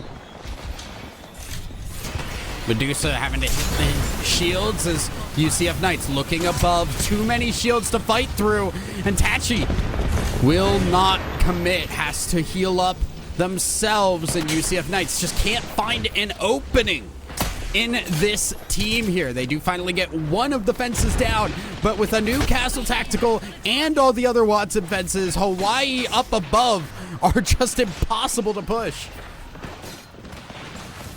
Swinging with the rest of the squad, holding hands, really important here for the University of Hawaii, but the nade makes it awkward for them to stay. No real safety on the high ground either, forces a mobile shield out, so they lose cooldowns as Houston Red start moving in right up close and personal with plenty of other squads. Guelph Griffins, who love to pick a fight, are still looking for one, of course, headed up by Future Streams, who is unfortunately quite low, but the Gamerhawks Navy even lower with just one member left. And that's it. Yep. I had to bring it up, didn't you? No, that's tough. That's tough. It does be a little tough sometimes. Iowa State red. Making their rotation into the ring now. As they're going to try and find some level of cover here. What's interesting here is that while there is a lot of hard cover, the buildings here, you can't really block them off with anything. So they are just going to have to play a little bit more, I guess variable is the word, ready to move at a moment's notice, as Iowa State Farmers need to move away from the situation that they're in, because Group D is the only player that they have left, and the Bangalore will go for the run, gets the mantle boost, and jumps away. Shield Bat pulled out and will be able to heal off in time. Don't think there's a world where they can get back on their feet entirely. They will at least stay up for the time being. J-Hoop pick it out. J-Hoop goes through the portal. I don't know if make it out is exactly what I was looking for, especially when Penn State Blue are so incredibly quick on the trigger pull for this. Unfortunately, trying to finish off the KP does cost them. Penn State Blue managed to recover with the Newcastle and head back to, again, finish off a little bit of the KP that was left behind. This street market area, though, is going to be really messy. While there's a lot of space in theory for teams to coexist. Oh, Group D's just gone down. Hold for Iowa State. Kamal, the last one alive. It is the Mirage. Does not have the ultimate here. The ultimate's already running and going, and I don't know if the decoys are going to be enough. Going for the revive. This is what you can do with the Mirage. Just go for the revive in plain sight and get your teammate back up. Iowa State Farmers are back as 3. That is pretty ridiculous. I am in shock and awe at the amount of things that Iowa State, I say get away with. Like, I say Iowa State are getting away with it, but realistically, it's just knowing their limits. As now Penn State Blue have been pushed into a corner. They're getting pushed hard, and that's one member down. Penn State Blue had this in their hands, and they need to try and get it back up as one member remains, and they will not be alive for long. Penn State Blue can't win the fight. Group D does eventually go down, though, because Full Sail Armada have showed up for the third party. This could be huge for Full Sail. It had, honestly, a really good E-District, all things considered, in yesterday's games. And I'd hope for the same out of them today, currently sitting in the bottom 10.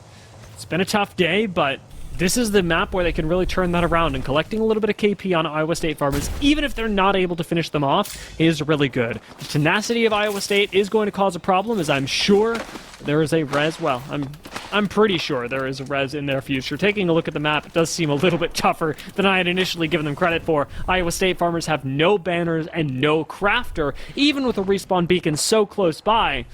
I mean, you're just a Wraith, and actually getting your teammates back will be quite difficult. We'll see what the journey forward looks like for Iowa State, as it does look like their solo is returning for banners.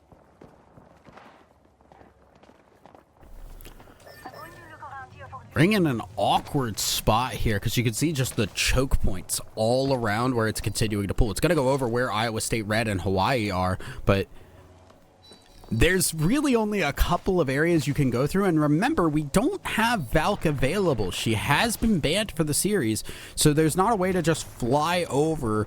Alter can still be a play to get through some of these buildings, but it is difficult, as we do see where the ring will eventually pull. Just choke point, choke point, choke point, choke point on all 3 sides of this ring. Awkward news for Iowa State is that they're actually being followed up by Full Sail Armada, who have chosen that same side of the ring. Long road becomes much more difficult as RIT Black make their way into Street Market. Utah State Goats are trying to do so from the north, but they're not only far, they're held out, and unfortunately they are beasts. Utah. Naxalo is able to stay alive and go for the revive with the Watson. CSU gonna drop down below because they don't want to give the time for this. They re-knock 2, and now they're gonna go for the last one. Utah State Goats can't stay alive, and CSU claim 3 KP for themselves. It's It's a nice timing, good move to take advantage of the weakness of Utah State Goats that is temporary. And RIT Black, who had previously been in Street Market, are now reckoning with the fact that they've got to leave. UT Tyler going to need to move alongside them. But first, you always want to clear your back, and that means you got to take out Houston Red. Out they go, UT Tyler collecting their own points for that, and we are controller looting the box in a Maggie drill, so unfortunately we'll have to rip a few heals. Texas A&M Maroon need a little bit more than a few heals because Nabber has been fully thirsted and Zwifty is about to run out of shields. They grab the banner, get the shield swap, and run back into the corner. But this is a building that you need to find a way out of. UCF Knights have gone out and we're down to 13 squads remaining. UCF Knights, honestly, a little unlucky for this game. We'll see what CSU Dominguez Hills have cooking up, as they've actually got a pretty safe spot. And I like their walk-up. Slow, steady, and with decent cover once they're able to reach the wall. Unfortunately, they have found the squad directly in their path. Gibby ult right on top of CSU Dominguez. Does keep them from being able to full engage. Griffins dropping down below. They can see the Watson fence. They need to clear this out if they want to make a move. It is a little sketch to stay inside here. You are locked inside this building. It's now San Diego Gold dropping in on a building that already has a fight breaking out, and they're going to drop the altar portal. They have been heard, though. They do finish off Purdue Black. So you see San Diego Gold are in a solid spot. The Illinois State Redbirds have gone down. We are almost into the top 10, but you see San Diego Gold are still in this and actually still looking for kills as well. Ultraport right out. Makes a really safe play for Rumbly, who should be able to recall Lucian. Everybody up on the high ground, and it actually works as a reset for UC San Diego, who are sending solos out to try and get kills, something that really has perked up their activity in this game, even on E-District. Wealth Griffins looking for their next fight. Future is going to search for this. Remember, they got CSU Dominguez Hills right in front of them. These two coexisting on the same side of the map, and CSU are very aware that there is an altar who can pop up at any moment.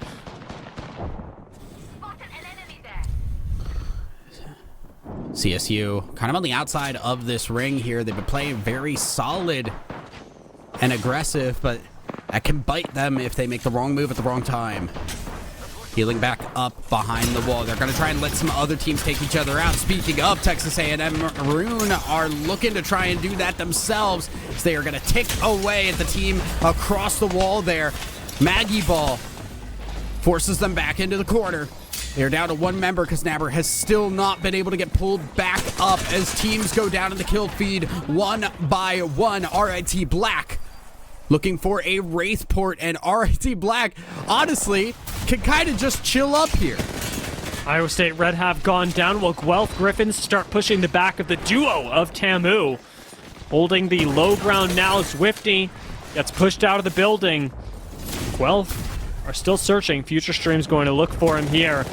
Does have a Bangalore missile sitting right in his face, so Guelph are forced to reset. Pretty low kill game for Guelph, all things considered. But compared to the rest of the lobby, and compared to CSU Dominguez, who have just gone out, they're feeling pretty happy.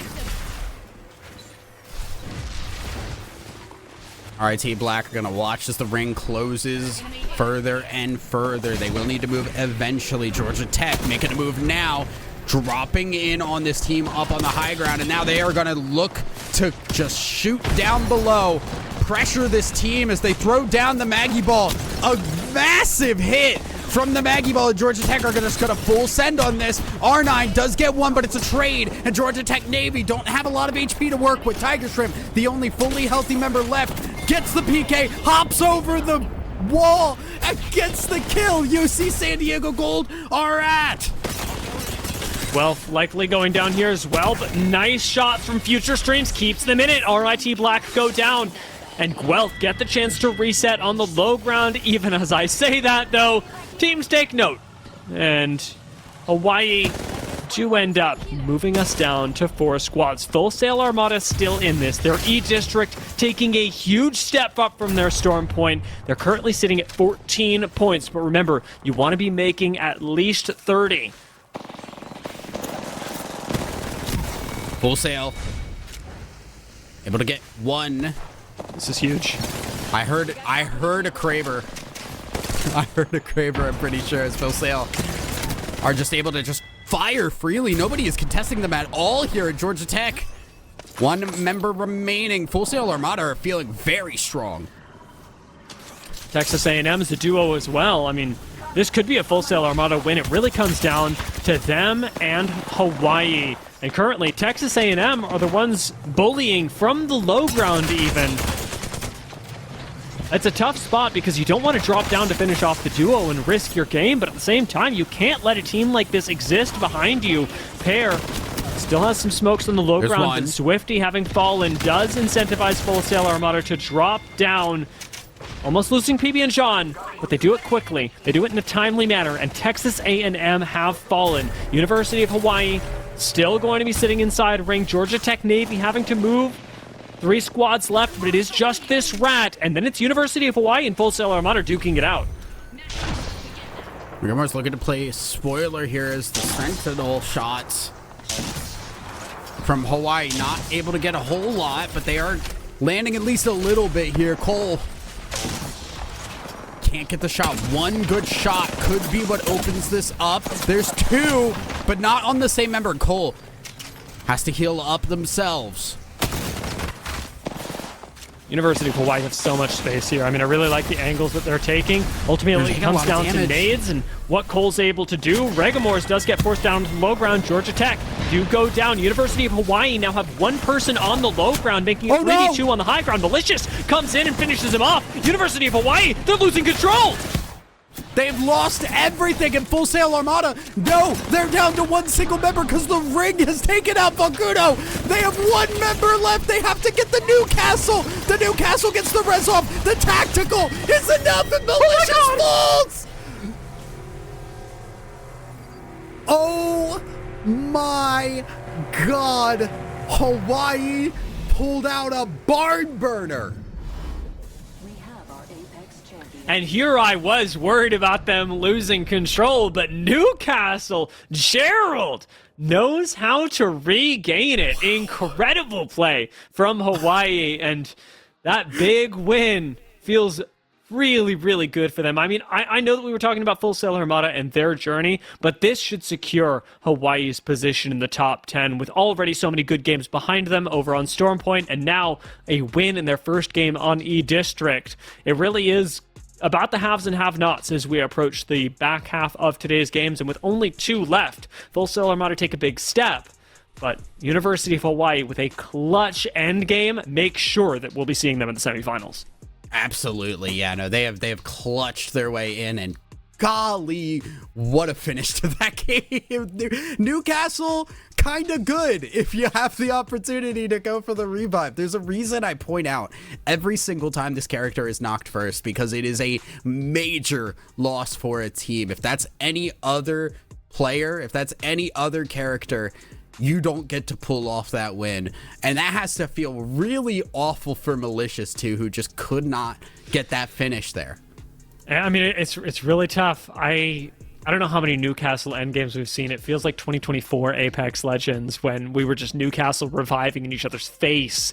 But let's take a look at the scoreboards after that game, because this did have a huge impact. University of Hawaii, of course, rocketing up to the top. Their spot in the top 10, unquestionable. Kaiser Navy still technically hanging on here. 32 points is a little bit rough for them because 32 points was the cutoff when we came from the upper bracket. So it could be a little bit higher today, could be a little bit lower. Kaiser Navy spot not quite secure. Gamerhawks Navy still a little bit more insecure, but the big victory today, even though their spot still isn't safe, is Full Sail Armada, because their game 4 rocketed them up into the top 10. While it's not enough to keep them there on its own, it is such a good news story for a team that had an abysmal Storm Point. Yeah, they had 1 point after the half. They were going into E-District with a single point, and they were able to get 23 in this game in a second place finish. That could have been a 27-point game for them. Unfortunately, isn't.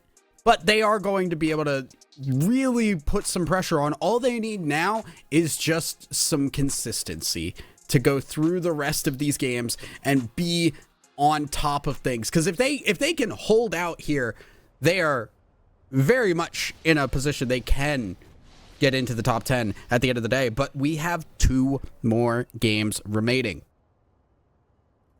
This at this point, those 2 more games are 2 more Hail Marys for teams that are not yet in the top 10. I do want to make a very quick note here, though, that one of the teams that did squeak into top 10 after that game is Tamu. They have been on our minds all day, from moving from a duo to a trio to having a really tough storm point. Tamu are technically now in the conversation. They have clinched 10th place. They have 20 points. Another 10, 15 points in the next 2 games could see Tamu secured in the top 10. But by that same token, Georgia Tech Navy, CSU Dominguez, UT Tyler, UCF Knights, and RIT Black are all right there in touching distance of sending Tamu out of the lobby and ending their season here. Ring going to be taking us down to Humbert Labs. So, a lot of teams in this northern, especially the northwestern area here, like CSU, will have to move very far and go through a lot in order to get into position here. Utah State Goats just need to move a little bit south here, but it seems like they are preparing themselves for the possibility of getting sent by a team that wants to move fast. You're going to see a lot more teams doing what Utah State Goats are doing and running the Wraith in this game, as Alter was banned after our last round. Utah State Goats with Blank on the Wraith this time, the one in charge of moving them. We do still have things like Newcastle available to teams, and so it's interesting to see them running Wraith and Watson instead of things like Wraith and Newcastle, especially because, we just saw last game how valuable a Newcastle can be. Shield battery here. Iowa State Red on the move currently, and they're starting to move in towards Full Sail, who I'm sure would love to have some KP in their pockets to feel confident about. Texas A&M Maroon also peeking out here as we are going to get some early action in the 30-30 ringing out. See what the Skynade can do. Zwifty is struggling to close the gap here. There's not a whole lot of ways for him to join and get up close and personal in the same way as Naber, who's got incredible mobility on the Sparrow, especially vertical. G7 not connecting this time around. Skynade. Still more nades being thrown out. This one going to come up a little bit short, but it's enough to buy Texas A&M the time to move up and get even more aggressive on a team with white shields right now. That's the big difference, is the white shields to blue shields of Texas A&M. Their rotation, however, gets secured by this push. They give up the fight and instead move in towards Energy Bank. Yeah, and I think they just realized lots of teams in the area did not want to deal with the amount of variables in their way for that fight, so they just decide to move out of the way, take the safe option, because they need points and they need them fast. Kaiser healing up from an engagement that they've been having on this eastern side here. Ring going to be pulling in their direction, so they'd love to be able to hold this ground as teams start to move in. With Houston Red actually having a pretty good spot and looking out over an evac tower. Thought they might be able to get a knock there, but it is just Garcon looking up. And with the team not shooting and with the shots not landing out the bow check, it is going to be a couple KP that flies them by. Houston Red still in a pretty safe spot, though, as ultimately E-District does become about bunkering up, and that's something that teams that start off towards the south end of the map do have a little bit of an easier time doing in this particular game. Teams like Illinois State Redbirds, Texas A&M have a pretty good shot, or do Black, but it is really about teams like UCF, Georgia Tech, Navy, who have priority on this zone because it's not only where they start, but because of the ring consoles that come with this south side. We're seeing such a big grouping up at Humbert's Labs. Not so much down by Old Town, though, as RIT are the only team that's really interested. Important to note here that we did get Alter banned in the last game, which is, this is her map. This is where Alter shines the most out of anything, so it makes sense, but it also is a big loss for a lot of these teams that were relying on it for the rotational ability. Charge Rifle not hitting from phase. But also, we are just really buying time. UCF Knights just want to farm some damage so that they can at least get blues in the current situation they're in. Penn State are pretty comfortable as they've got a building overlooking quite a bit and temporary safety as there is some cover that rotates in and around here. Nice shot with the Sentinel. Is not going to be able to find the knock, you don't imagine. It's a little bit of additional cover does come in, and Soares is going to look for a way into this POI. I don't know if he'll actually be spotted, though. Awful does look away for a moment, indicating that there might be a bit of a reprieve where you can sneak in without being shot in the face by this Sentinel. A little bit of poke damage from Penn State as they watch the wall rotate around them. They know there's somebody waiting on the other side. They're just hoping to get a peek. IU Pennsylvania, unfortunately for them, taken out, and you see why Iowa State Red are playing a little bit more conservatively. Okay, you say that. Playing as It's a duo. it is still a single person. So unfortunately true. for him, Iowa State Red do need to try and get a way to get this banner. They do. And they are going to have Soares move out of the way.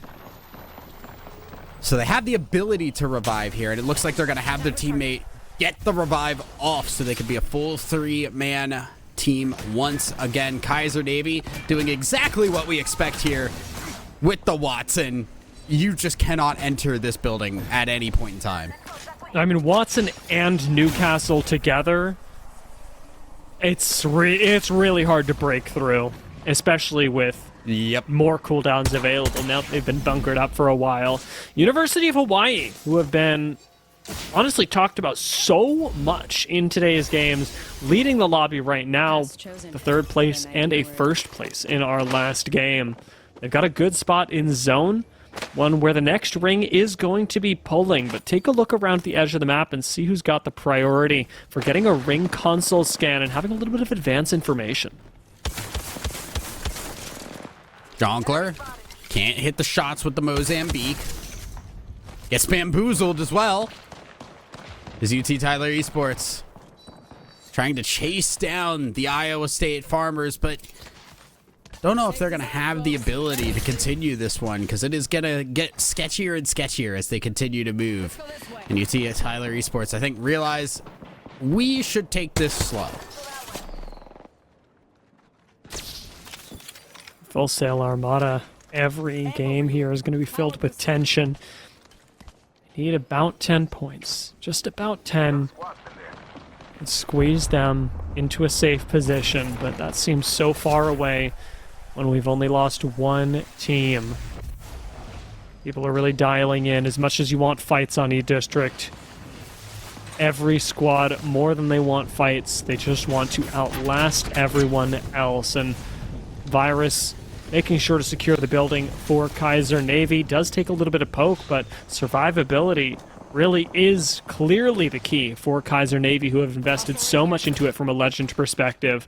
You have to keep Virus up on the Wraith to move this squad from place to place. Same thing is true for University of Hawaii. Kai has to be up because when you see things like the Wraith go down, with the compositions that we're running in Game 5, you just don't have any options to move anymore. Full Sail. Healing back up. Nades keeping the pressure from them. They're going to try and see if they can get in and get the scans, and they will see these members here get into the walls, and then Griffins cannot make their way back out. Full Sail Armada, I think, finally picking up where they have needed to.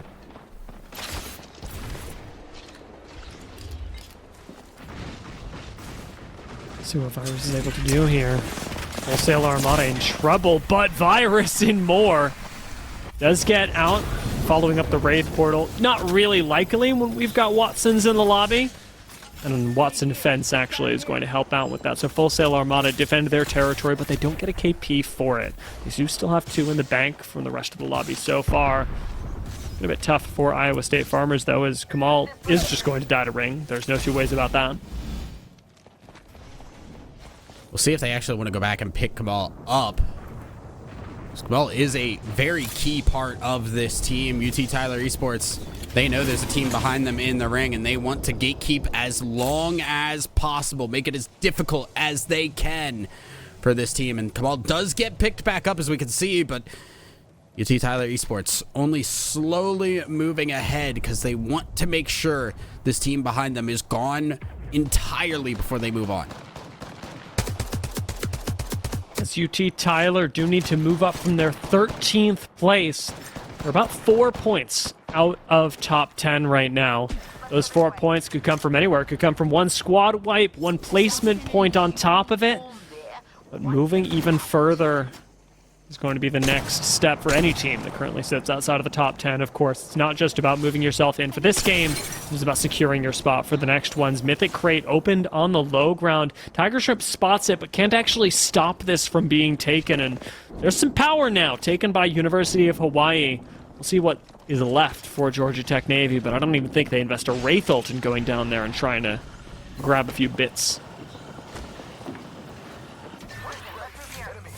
UT Tyler Esports still in that same position where they want to gatekeep, but they've kind of lost it a little bit here. Kamal still alive. They've not been able to finish this team off, and Iowa State Farmers may finally be going down. No, they do trade one. Oh my goodness, Kamal is gonna die to the ring. And Iowa State Farmers, if there was just a little more in that R9, they might survive another day.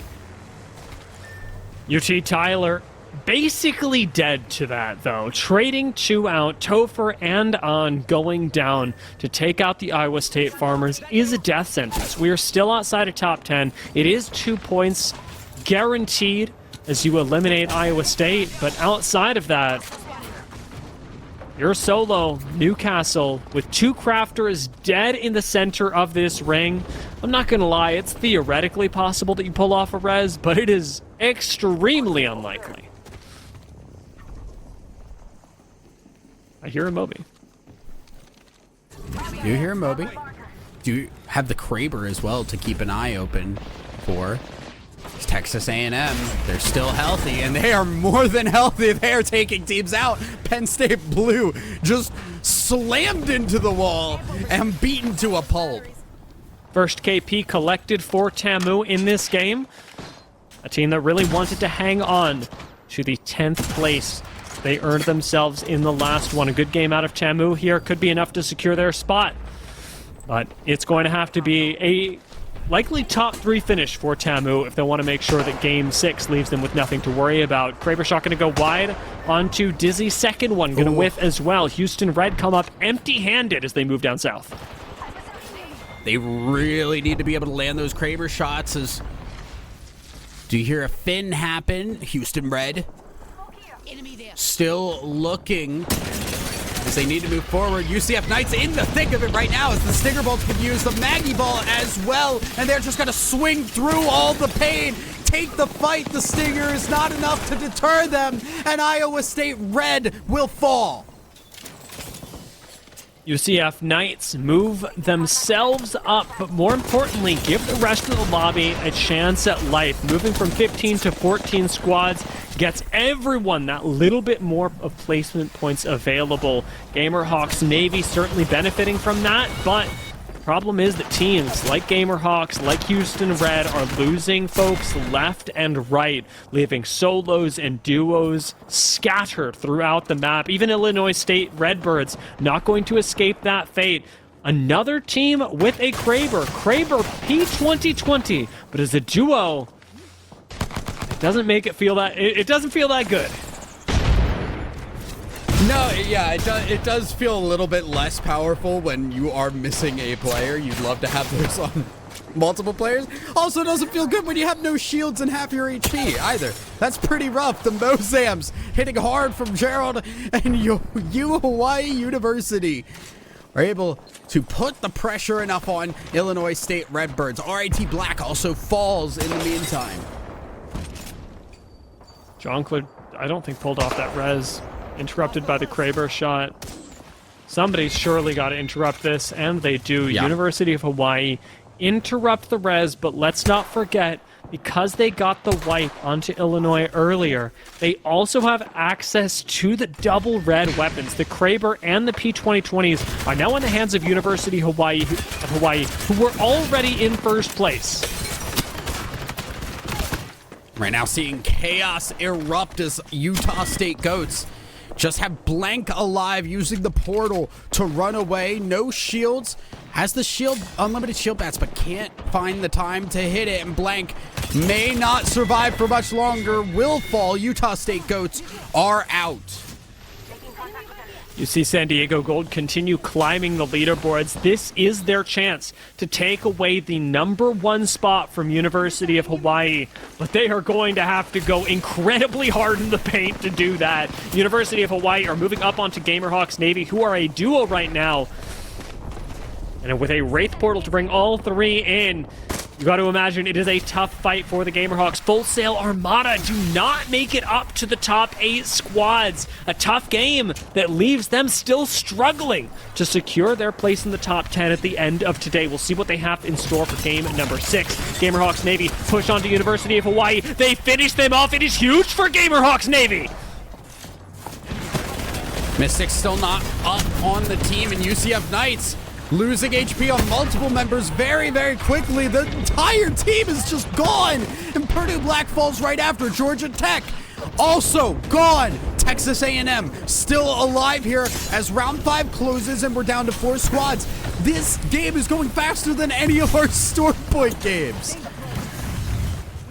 Texas A&M expending so much utility just to make sure nobody pushes on them, that they have a chance to reset. And all that time they're buying is enough for CSU Dominguez Hills to go from 3 to 2 and maybe even just go down entirely. Goose has no knockdown shield. CSU Dominguez Hills are out, and UC San Diego Gold, with a chance to take the lead, still have to go through teams like TAMU, who are resetting in the corner. Very little utility left for TAMU. They used a lot of it to reset, but Gamerhawks Navy as a duo are the real X factor here. The thing is that Gamerhawks are in the best position, but they don't have a way to get their third back in.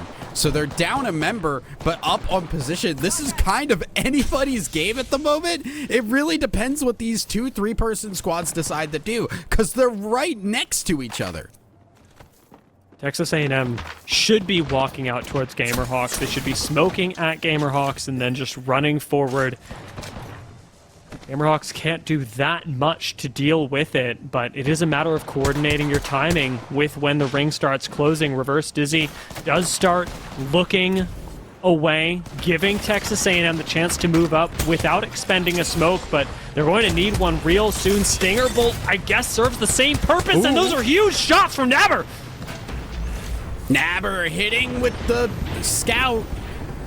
As Texas A&M Maroon take this time to heal back up. They can't go in and try and finish off that knock, but they're going to continue to hit their shots, swing back in, and Gamerhawks have gone down. Texas A&M Maroon want to finish this game, but they've lost a member right out the gate. It's a 2v2. Nabber's down to low HP. Can they get the finish? And UCSD Gold will win the game.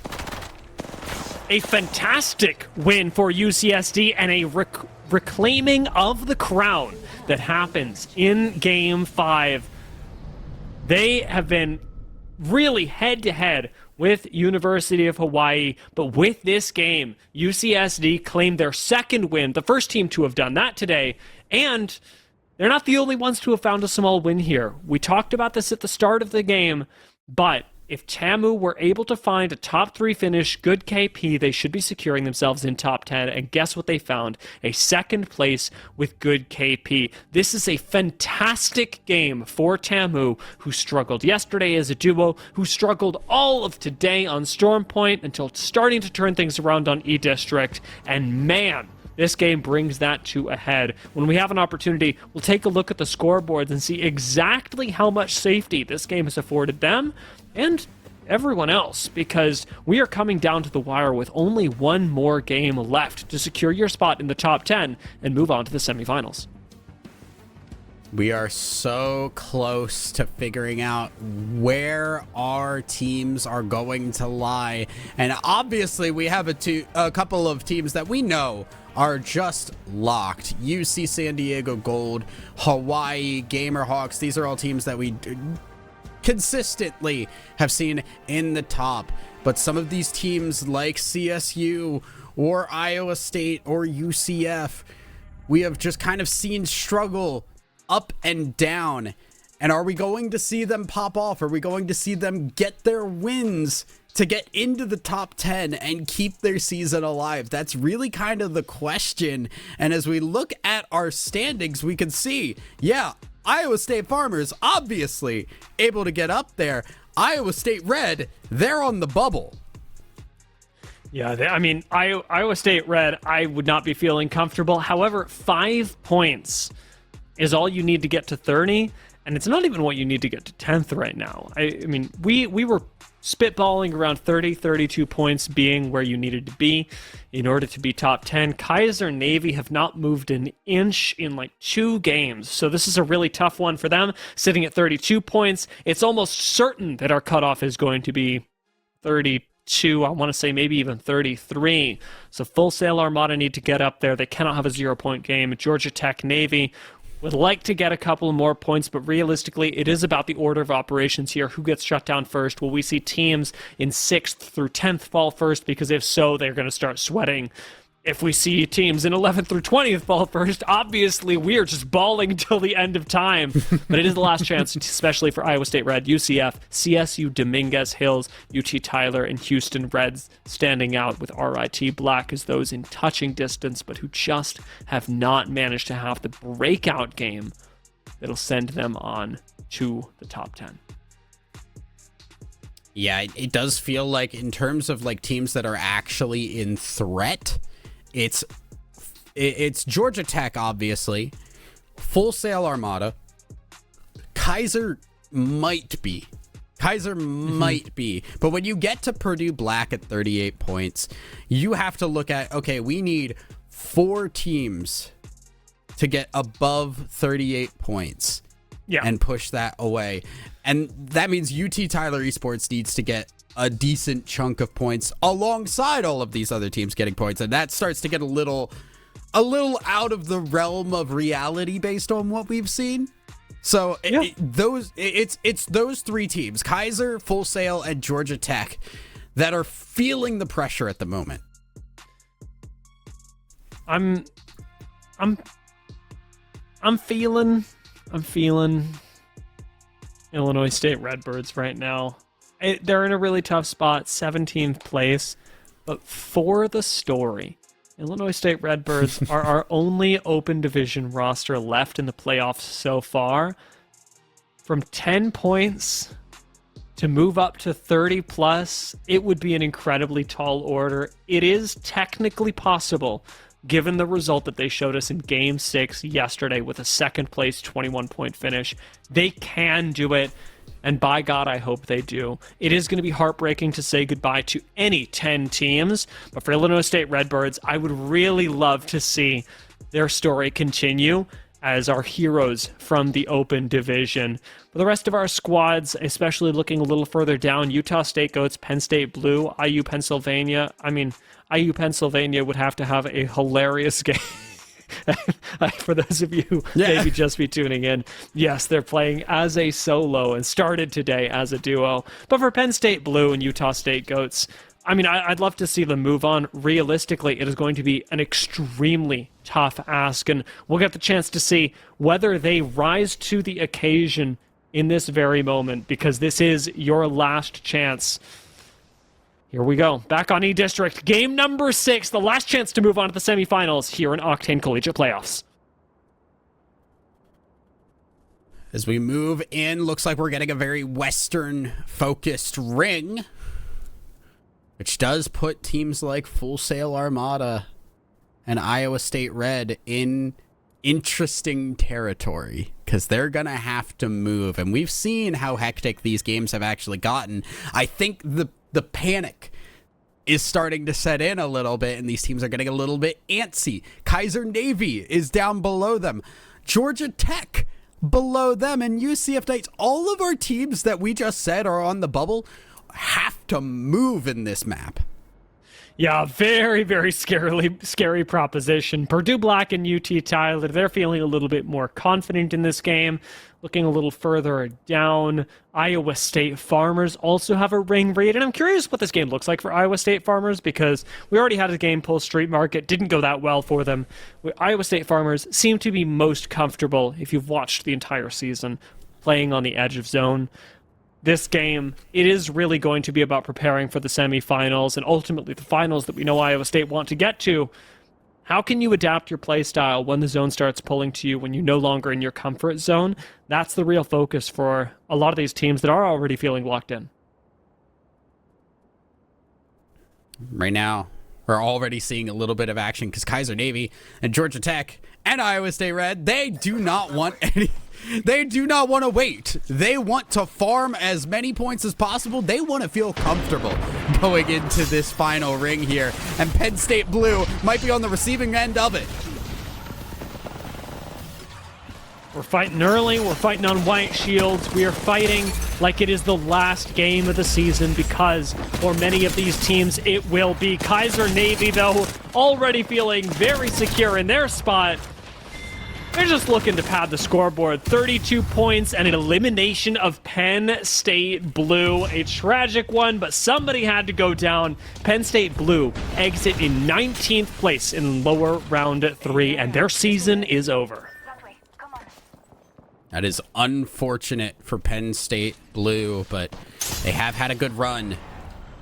Kaiser Navy, though, very happy with the points they've been able to secure for themselves, because the more they can get, the less they have to worry the later the game goes on. And now Iowa State Red might be in a little bit of trouble. This is a team that needed to have a good game. They're now currently down to a single member, and that's not how you want to start it. They're going to get the re-knock. No, not going to be able to, and Kaiser Navy have been able to reset just a little bit here. The Newcastle Res after Newcastle Res. The purple shield doesn't matter, because Iowa State Red have fallen.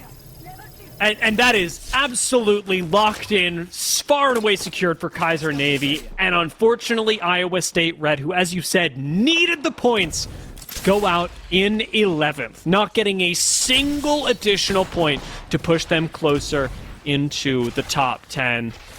IU Pennsylvania Crimson are vibing. We can agree. That's a pretty empty word, but they're not going to be doing much this game.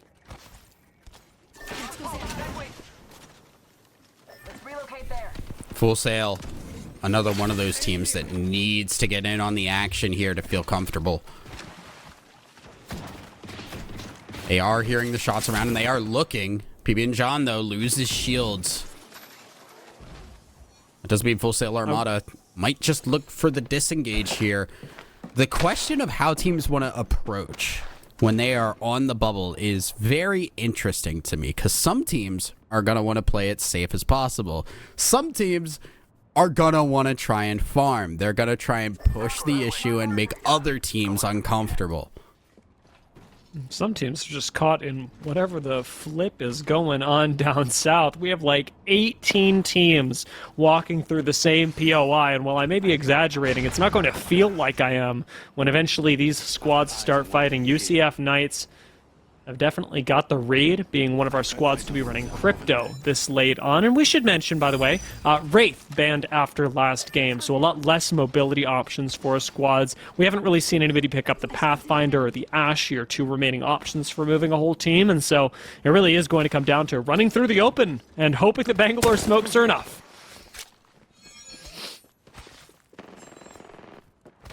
Is interesting to see here as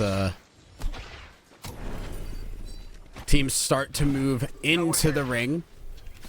Griffins hearing the stinger go off. RIT Black getting a little bit involved here where they maybe not wanting to. because they are feeling a little bit of pain. Throx will drop down as the shields get hit by the nade and hit the shield bat down below. RIT Black need time to heal back up for this fight. Parsnips back up to full, but even that, only 150 HP, given the low Evo that they've managed to collect so far. Kaiser Navy have the high ground, and Kaiser Navy have had a game that, even though we've only lost 2 squads so far, has been on fire, because they're the team that eliminated those 2 squads back to back.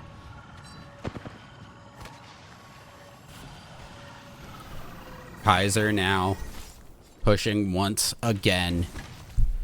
They are giving no quarter as they want to push into team after team. Because the less teams there are in the lobby still, the more likely they are safe. IUP hanging out. They're chilling. I mean, of the teams that we've had eliminated so far, both of them were already outside of the top 10, so a shakeup is not becoming more likely. If we want to see a really, really on a knife's edge game, we're looking for teams like Kaiser Navy to fall, Purdue Black, Full Sail Armada, Georgia Tech Navy, UCF Knights, CSU Dominguez Hills, all those teams that are just about to qualify. A team like Pennsylvania Crimson, not in the same spot as, you know, a solo. And I want to give a big thank you to Ever, a real trooper, even as a solo, for playing out these last couple of games. They've made it all the way to lower round 3. Their journey will be cut short here, but thank you so much, IU Pennsylvania Crimson, for your tenacity. Ever, I see you.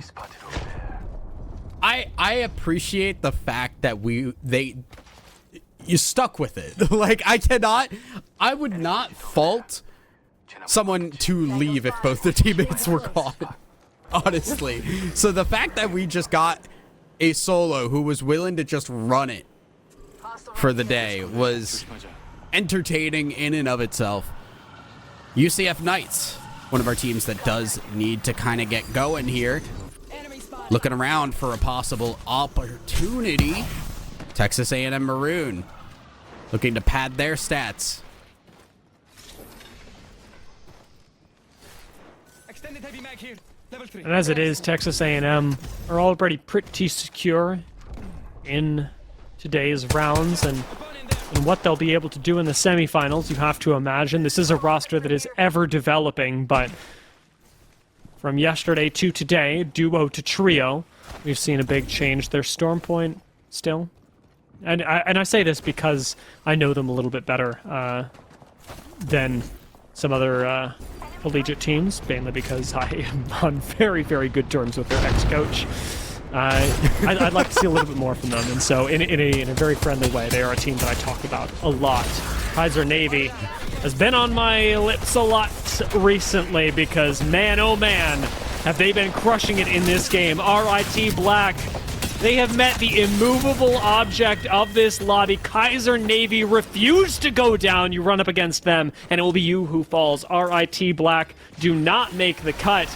And as a team who was already outside of the top 10, they fall in 16th place, and their season is over. I feel like Kaiser Navy heard us go like, oh, you guys are a little stressed, like things are a little close, and they said, we are not only going to get enough points to feel entirely safe in this series, we're also going to take out the teams that would have been anywhere close to us anyways. Just, it is, unironically, I don't know if this was intentional or not, but they have done such a good job of clearing things out so that there is nobody that could possibly challenge them.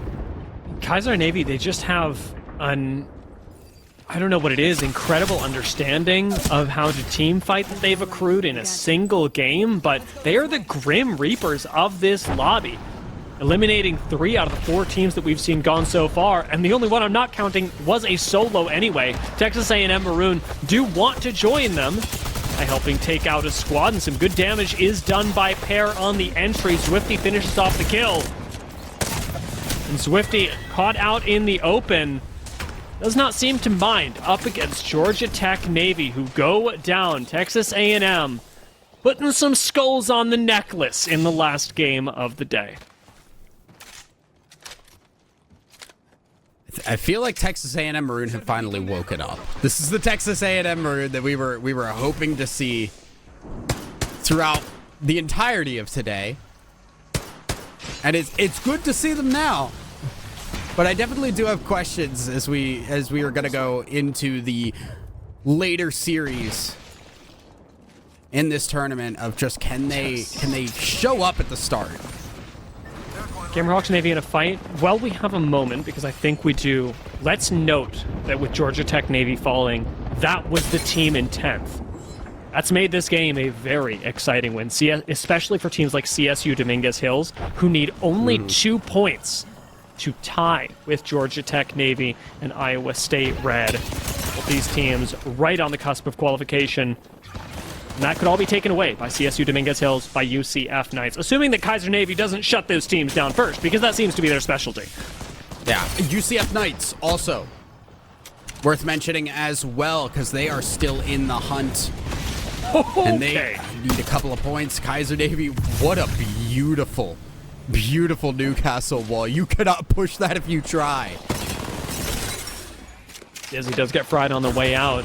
Kaiser Navy not wanting to give up the chase, but also maybe getting a little bit caught on their toes. 460 moves back. Virus resets as well. Gamerhawks Navy, they spot their chance, but a full R99 clip whips, and Gamerhawks are right back down on the low ground, not being able to really gain any real substantial win in this fight up against Kaiser Navy. Instead, they've just lost high ground, lost their position, and Kaiser Navy continue pressing forward. Finally, Virus does fall. Flix is going to slide in, and Gamerhawks Navy are down. The Grim Reapers of Game 6 continue. Care package over there. Gamerhawks gone, and man, I'm just kind of scared for teams like UCF Knights, who they're gonna look at what is happening and see all of these teams just falling apart, and you have to figure out what you're gonna do. Looking at the map right now, with Guelph and Purdue sitting dead center of zone. Guelph has certainly been a team that we looked at, especially on Storm Point. Well, they've had a much calmer E-District. I can't help wondering what this game will look like for them. Right now, the game seems to be a lot less about who's in the center of zone and more about who is running into squads on the edge, because we've got a bit of sharing there. Of course, we've got teams that wanted to play on the edge the whole game, that are chilling, and that really want to just continue their play style. Teams like ISU Farmers is a good example. Really just want to play on the edge. But then you've got teams that are forced into it. Squads that need not just the win, but plenty of KP to go with it. And the reality is that if you rotate into zone super early, that's just not what you're going to get. Storm Point, maybe. Storm Point, maybe you pick up a lot of kills by playing a high ground position. E-District, if you're playing dead center of zone, it does not matter what that spot is. You're not coming away with a lot of kills for it. Yeah, it's difficult as we do get back into the game. Utah State Goats getting detected here by the crypto in the air. They're going to try and move forward.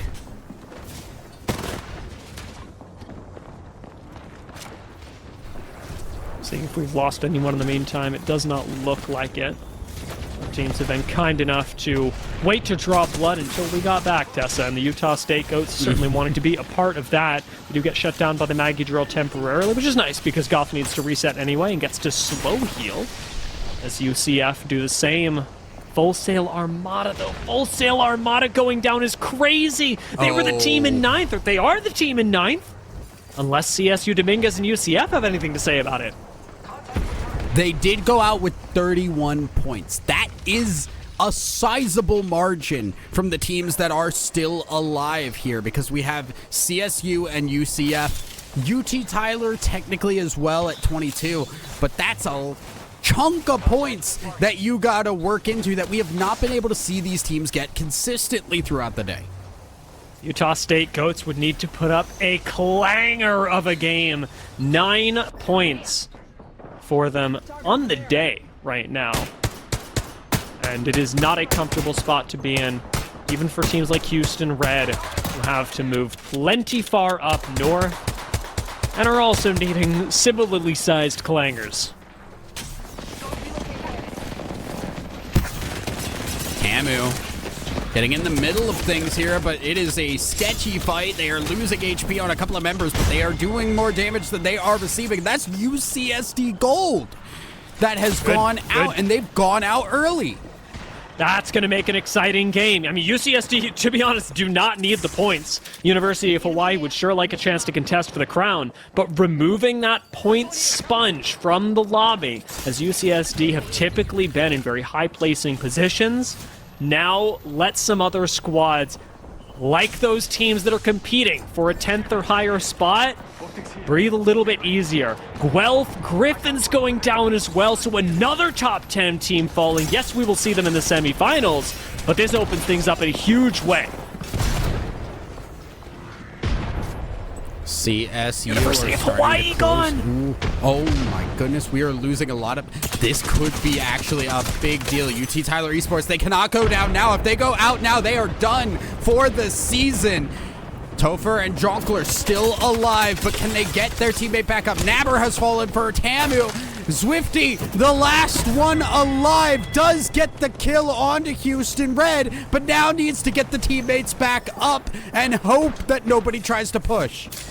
And it was a tight one, but that was Houston Red's last fight of the season. Iowa State Farmers going down. Yet another top 10 team eliminated. This is such a huge opening for those teams in the bottom half. Illinois State Redbirds. Right now with just Judge alive. And the Maggie Drill not making life easy for them. Judge goes for the Phoenix kit and now has become invisible. This is what we talked about earlier. The Mirage can just dance in place. Nobody knows where Judge went. And now gets to pop out, but the R9 is not enough to get the victory. Zwifty on low HP. Judge now hitting another shield bat. Will try and heal. Don't know where he is yet. Does get back up, and Zwifty has gone down. Tamu Maroon is gone, and Judge has slipped away unnoticed. CSU Dominguez Hills, yes, they go down. They've fallen, but they've moved into 10th place right now and are preying on the downfall of teams like UCF Knights and UT Tyler. If those two teams fall, and UT Tyler only a duo, CSU Dominguez Hills will barely clinch the 10th place spot. Kaiser Navy. They are... this is a different team than we have seen throughout the day. It is absurd. We are at 27 points for UCF, by the way. Want to call that out. Kaiser Navy, this very well could be a game where they send themselves into first place with the semifinals. That's going to get them not just a better spot in the draft, but of course, an incredible title to hold as they look forward into their season. UT Tyler looking forward as well. They do get the extra KP, moving them one step closer to CSU Dominguez, but they need the placement points from this as well. Eliminating UCF Knights would alley-oop them right over this roster, and FaZe has absolutely nothing to say about it. He's got no nades, he's got no safety. UT Tyler could take 10th right here. UT Tyler and UCF Knights are two teams that are really in contention here, as UCF Knights do stay alive. UT Tyler have moved up, and they have gotten 31 points. Just in time, UT Tyler move themselves into top 10. Illinois State Redbirds, the last one's left hoping, but it's Kaiser Navy who jump into first place to finish the day. Illinois State Redbirds go down. Kaiser Navy know they've got the win in the bag. It's all three waiting for Jonkler, and the last member of UT Tyler jumps out victorious, having secured top 10, and that's all they needed. Kaiser Navy take the crown, and UT Tyler move to the semifinals. An absurd final game for Kaiser Navy. One of which the likes I have rarely ever seen. A team that has been middling throughout the day pops off in the final game when all was on the line for them, and they had their backs, I won't say against the wall, but there was a little bit of pressure. The wall was within distance, and Kaiser not just showed up, they blew a hole through the wall and walked right through it. Kaiser Navy in one game, let's take a look at the scoreboard right now, jumped up 7 places in one game. 68 points. So a healthy margin between them and UC San Diego Gold. They were, as we rightly called them, the Grim Reapers of Game 6. They got 36 points that game. They got 36 points that game. They got more points that game than UT Tyler got the entire series. You know what? And talking about those teams that were around the 30-point mark, let's talk about UT Tyler because they clinched that 9th place spot. CSU Dominguez Hills had a really close run. They almost made it, but cut short at 29 points with Full Sail Armada barely able to hang on to their spot. And Full Sail Armada as well. Remember, we talked about how good that game was from them. As soon as we moved on to E-District, they had a fantastic round. Never quite repeated that. But the one big boom was enough to set them up to move on to the semifinals. They needed that one singular game, and they just pulled themselves across the finish line, and I'm sure they were terrified watching this game go off and saying, hey, Kaiser Navy, go crazy. Take as many people as you want, because the more people you take, the less opportunity there is for any of those other teams to jump up. So the fact that only UT Tyler was able to jump up above them was a blessing for them. And the way Kaiser Navy played was fantastic, and it was crazy to be watching them approach first as other teams fought for the 10th place position. I would have been sweating as Full Sail, and even Purdue Black didn't have it easy until they cranked out a few kills that actually made their position much, much safer, and that really a huge relief for so many squads. Guelph Griffins had a big come-up today. I wouldn't say that this was an incredible showing from them, but we certainly saw on Storm Point how this team is meant to function. Their E-District still lacking, whereas in contrast, I expected a team like TAMU to really take a lot of momentum on Storm Point and then on E-District have a calmer game. That turned around. TAMU had a really, really good E-District, not nearly as good on Storm Point.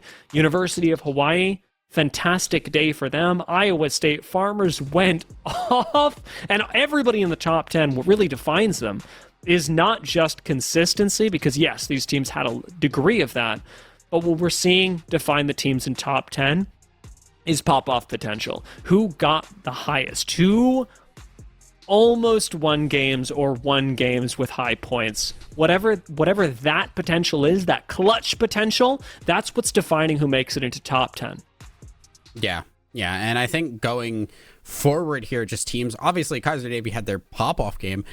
Now I gotta ask, where was Kaiser Navy the first 5 games? And like, can they replicate that with any level of consistency? That's a huge question. I think, honestly, the team that has just impressed me the most on the day has been UC San Diego Gold, who has just been consistently in the top a couple of teams in every single game. There has not been a game where I have been like, oh wow, they really are making me question if they can continue the success they've had. Yeah, I mean, I really like the way UC San Diego Gold were playing. Like we talked about, I was a little bit critical of them in game 1, and just to be honest, like I'm going to continue being that way, especially as we move into the semifinals. That could seriously hurt the team. I think Kaiser Navy, yes, they did have a lot of ups and downs. They showed some similar consistency around being able to place top 3, but it was really with how many kills they were able to do that was such an extreme variance, especially given the highs that we saw them achieve in this last game. But really fantastically played from all of our teams, not just those who made it into the top 10, but all those who played today gave it their all, and we really saw, even in those last games, and especially in the final one, teams that realistically needed a lot of points to make it, actively going out of their way to try and make those points. Nobody rolled over and gave their season up. This is a lobby, this is a season that has teams and colleges that are hungry to succeed in the playoffs, and I loved seeing that passion on stage. Yeah, it's very clear that some of these teams saw the position they were in and took it as a challenge. And I think that's the most exciting thing, is that there's enough on the line that people are willing to take those risks, but people aren't scared to take those risks. And you don't see that in every tournament. So that just makes it very, very fun to watch these collegiate teams. Yeah, I mean, it's fantastic. And the great news, Tessa, is that we get to watch them again, as we are going to be breaking for Thanksgiving this next weekend. But we will be back on December 6th with not 6 games, 8 games in the semifinals, and then moving on to match point the next day on Sunday, December 7th. So mark your calendars, step up to support the rosters, the colleges, the players that you are backing for this particular and most exciting season of Octane Collegiate. A big thank you to everyone who tuned in, and to our players, those eliminated and those moving on, for giving it their all. Tessa, thank you so much for casting with me. And of course, a huge thank you to our sponsors, the very people who make Octane Collegiate and the lifeblood of Apex Legends possible, Scuff and Corsair. Really, check them out. Check out our sponsors, because they are doing incredible work supporting Collegiate Apex, which is such a thriving ecosystem. It's been a wonderful day. Tessa, any last thoughts for us before we say goodbye till after Thanksgiving?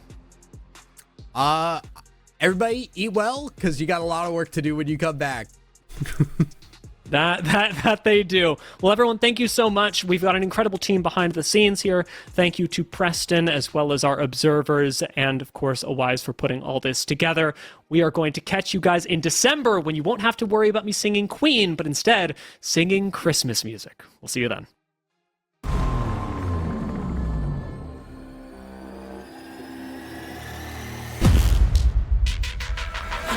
I'm shooting my shot and I'm already grinning. You know that I'm one up on one that you're sending. You know you've been cutting, you know I'm ascending.